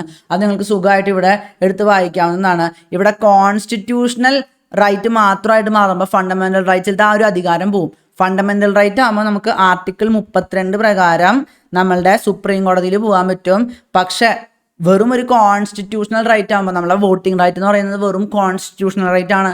അപ്പോൾ നമുക്കത് ഫണ്ടമെന്റൽ റൈറ്റ് എന്നുള്ള രീതിയിൽ ഒരു വിധത്തിലുള്ള നീക്കങ്ങൾ നടത്താൻ പറ്റില്ല. നമുക്ക് സുപ്രീം കോടതി നേരെ പോയി കേസ് കൊടുക്കാൻ പറ്റില്ല. ആർട്ടിക്കിൾ 226 പ്രകാരം ഹൈക്കോടതിക്ക് എല്ലാ വിഷയത്തിലും ഒരു റിട്ട് പുറപ്പെടുവിക്കാൻ പറ്റും. സുപ്രീം കോടതിയിൽ കേസ് കൊടുക്കുന്നതിനെ കുറിച്ച് മാത്രമല്ല പ്രശ്നം, സുപ്രീം കോടതിക്ക് റിട്ട് പുറപ്പെടുവിക്കാനും പറ്റണ്ടേ. സുപ്രീം കോടതിക്ക് മൗലികാവകാശങ്ങളുടെ കാര്യത്തിൽ മാത്രമേ ഒരു ആജ്ഞ അല്ലെങ്കിൽ റിട്ട് കൊണ്ടുവരാൻ പറ്റുള്ളൂ. ഹൈക്കോടതിക്കാണ് എല്ലാ വിഷയങ്ങളിലും എന്ത് വിഷയമായിക്കോട്ടെ അവിടെയൊക്കെ റിട്ട് കൊണ്ടുവരാനുള്ള അവകാശമുള്ളത് നമ്മളെ ഹൈക്കോടതിക്കാണ്. അപ്പോൾ നമുക്ക് കോൺസ്റ്റിറ്റ്യൂഷണൽ റൈറ്റ്സിൻ്റെ കാര്യത്തിലൊക്കെ നമുക്ക് ഹൈക്കോടതിയിലേ പോകാൻ പറ്റുള്ളൂ. അപ്പോൾ അതുകൊണ്ടാണ് കോൺസ്റ്റിറ്റ്യൂഷണൽ റൈറ്റ് പാർട്ട് 3യുടെ പുറത്തുള്ള റൈറ്റും നമ്മളുടെ പാർട്ട് 3യുടെ ഉള്ളിൽ ഫണ്ടമെന്റൽ റൈറ്റ്സിൻ്റെ ഉള്ളിലുള്ള റൈറ്റും തമ്മിലുള്ള വ്യത്യാസമുള്ളത്. പിന്നെ വേറെ ആകെ വരുന്നത് നമ്മളെ ഫണ്ടമെന്റൽ റൈറ്റ്സിൻ്റെ ക്രിറ്റിസിസമാണ്. ക്രിറ്റിസിസം അങ്ങനെ പ്രത്യേകം എടുത്ത് ചോദിക്കാറില്ല, അതുകൊണ്ടാണ് നമ്മളത് എക്സ്പ്ലെയിൻ ചെയ്യാത്തത്. എന്താ ഇവിടെ എക്സസീവ് ലിമിറ്റേഷൻസ് ഉണ്ടെന്ന് പറയുന്നുണ്ട്. പിന്നെ ഇവിടെ സോഷ്യൽ ആൻഡ് എക്കണോമിക് റൈറ്റ്സ് ഇല്ല. നമ്മൾ ഈ റൈറ്റിലൊന്നും നമ്മൾ അങ്ങനെ അധികം സോഷ്യൽ എക്കണോമിക് റിലേറ്റഡ് ആയിട്ടുള്ള കാര്യങ്ങൾ കാണുന്നില്ലല്ലോ. പിന്നെ പ്രോപ്പർ ആയിട്ടുള്ള ഒരു ക്ലാരിറ്റി തരുന്നില്ല. ഇപ്പോൾ നമ്മൾ നോക്കുമ്പോൾ തന്നെ മൈനോറിറ്റി എന്ന് പറയുമ്പോൾ എന്താണ് മൈനോറിറ്റി, അങ്ങനെ പല കാര്യങ്ങളിലും വളരെ വേഗമായിട്ട് കാര്യങ്ങൾ പറഞ്ഞു പോകുന്നുണ്ട്. പിന്നെ നമ്മളുടെ റൈറ്റ് ടു ലൈഫ് മാത്രമേ ആദ്യം തന്നിട്ടുണ്ടായുള്ളൂ. ആർട്ടിക്കിൾ 21 പ്രകാരം റൈറ്റ് ടു ലൈഫേ തന്നിട്ടുണ്ടായുള്ളൂ. അത് പിന്നീടാണ് പല വിധത്തിലുള്ള കോർട്ടിൻ്റെതായിട്ടുള്ള ഇൻ്റർപ്രിട്ടേഷൻസ് വഴി പല കാര്യങ്ങളും കയറി വന്നത്. അപ്പോൾ അവിടെയൊക്കെ നമുക്ക് കാണാമല്ലോ ഒരു ക്ലാരിറ്റി പ്രോപ്പറായിട്ട് തരുന്നില്ല.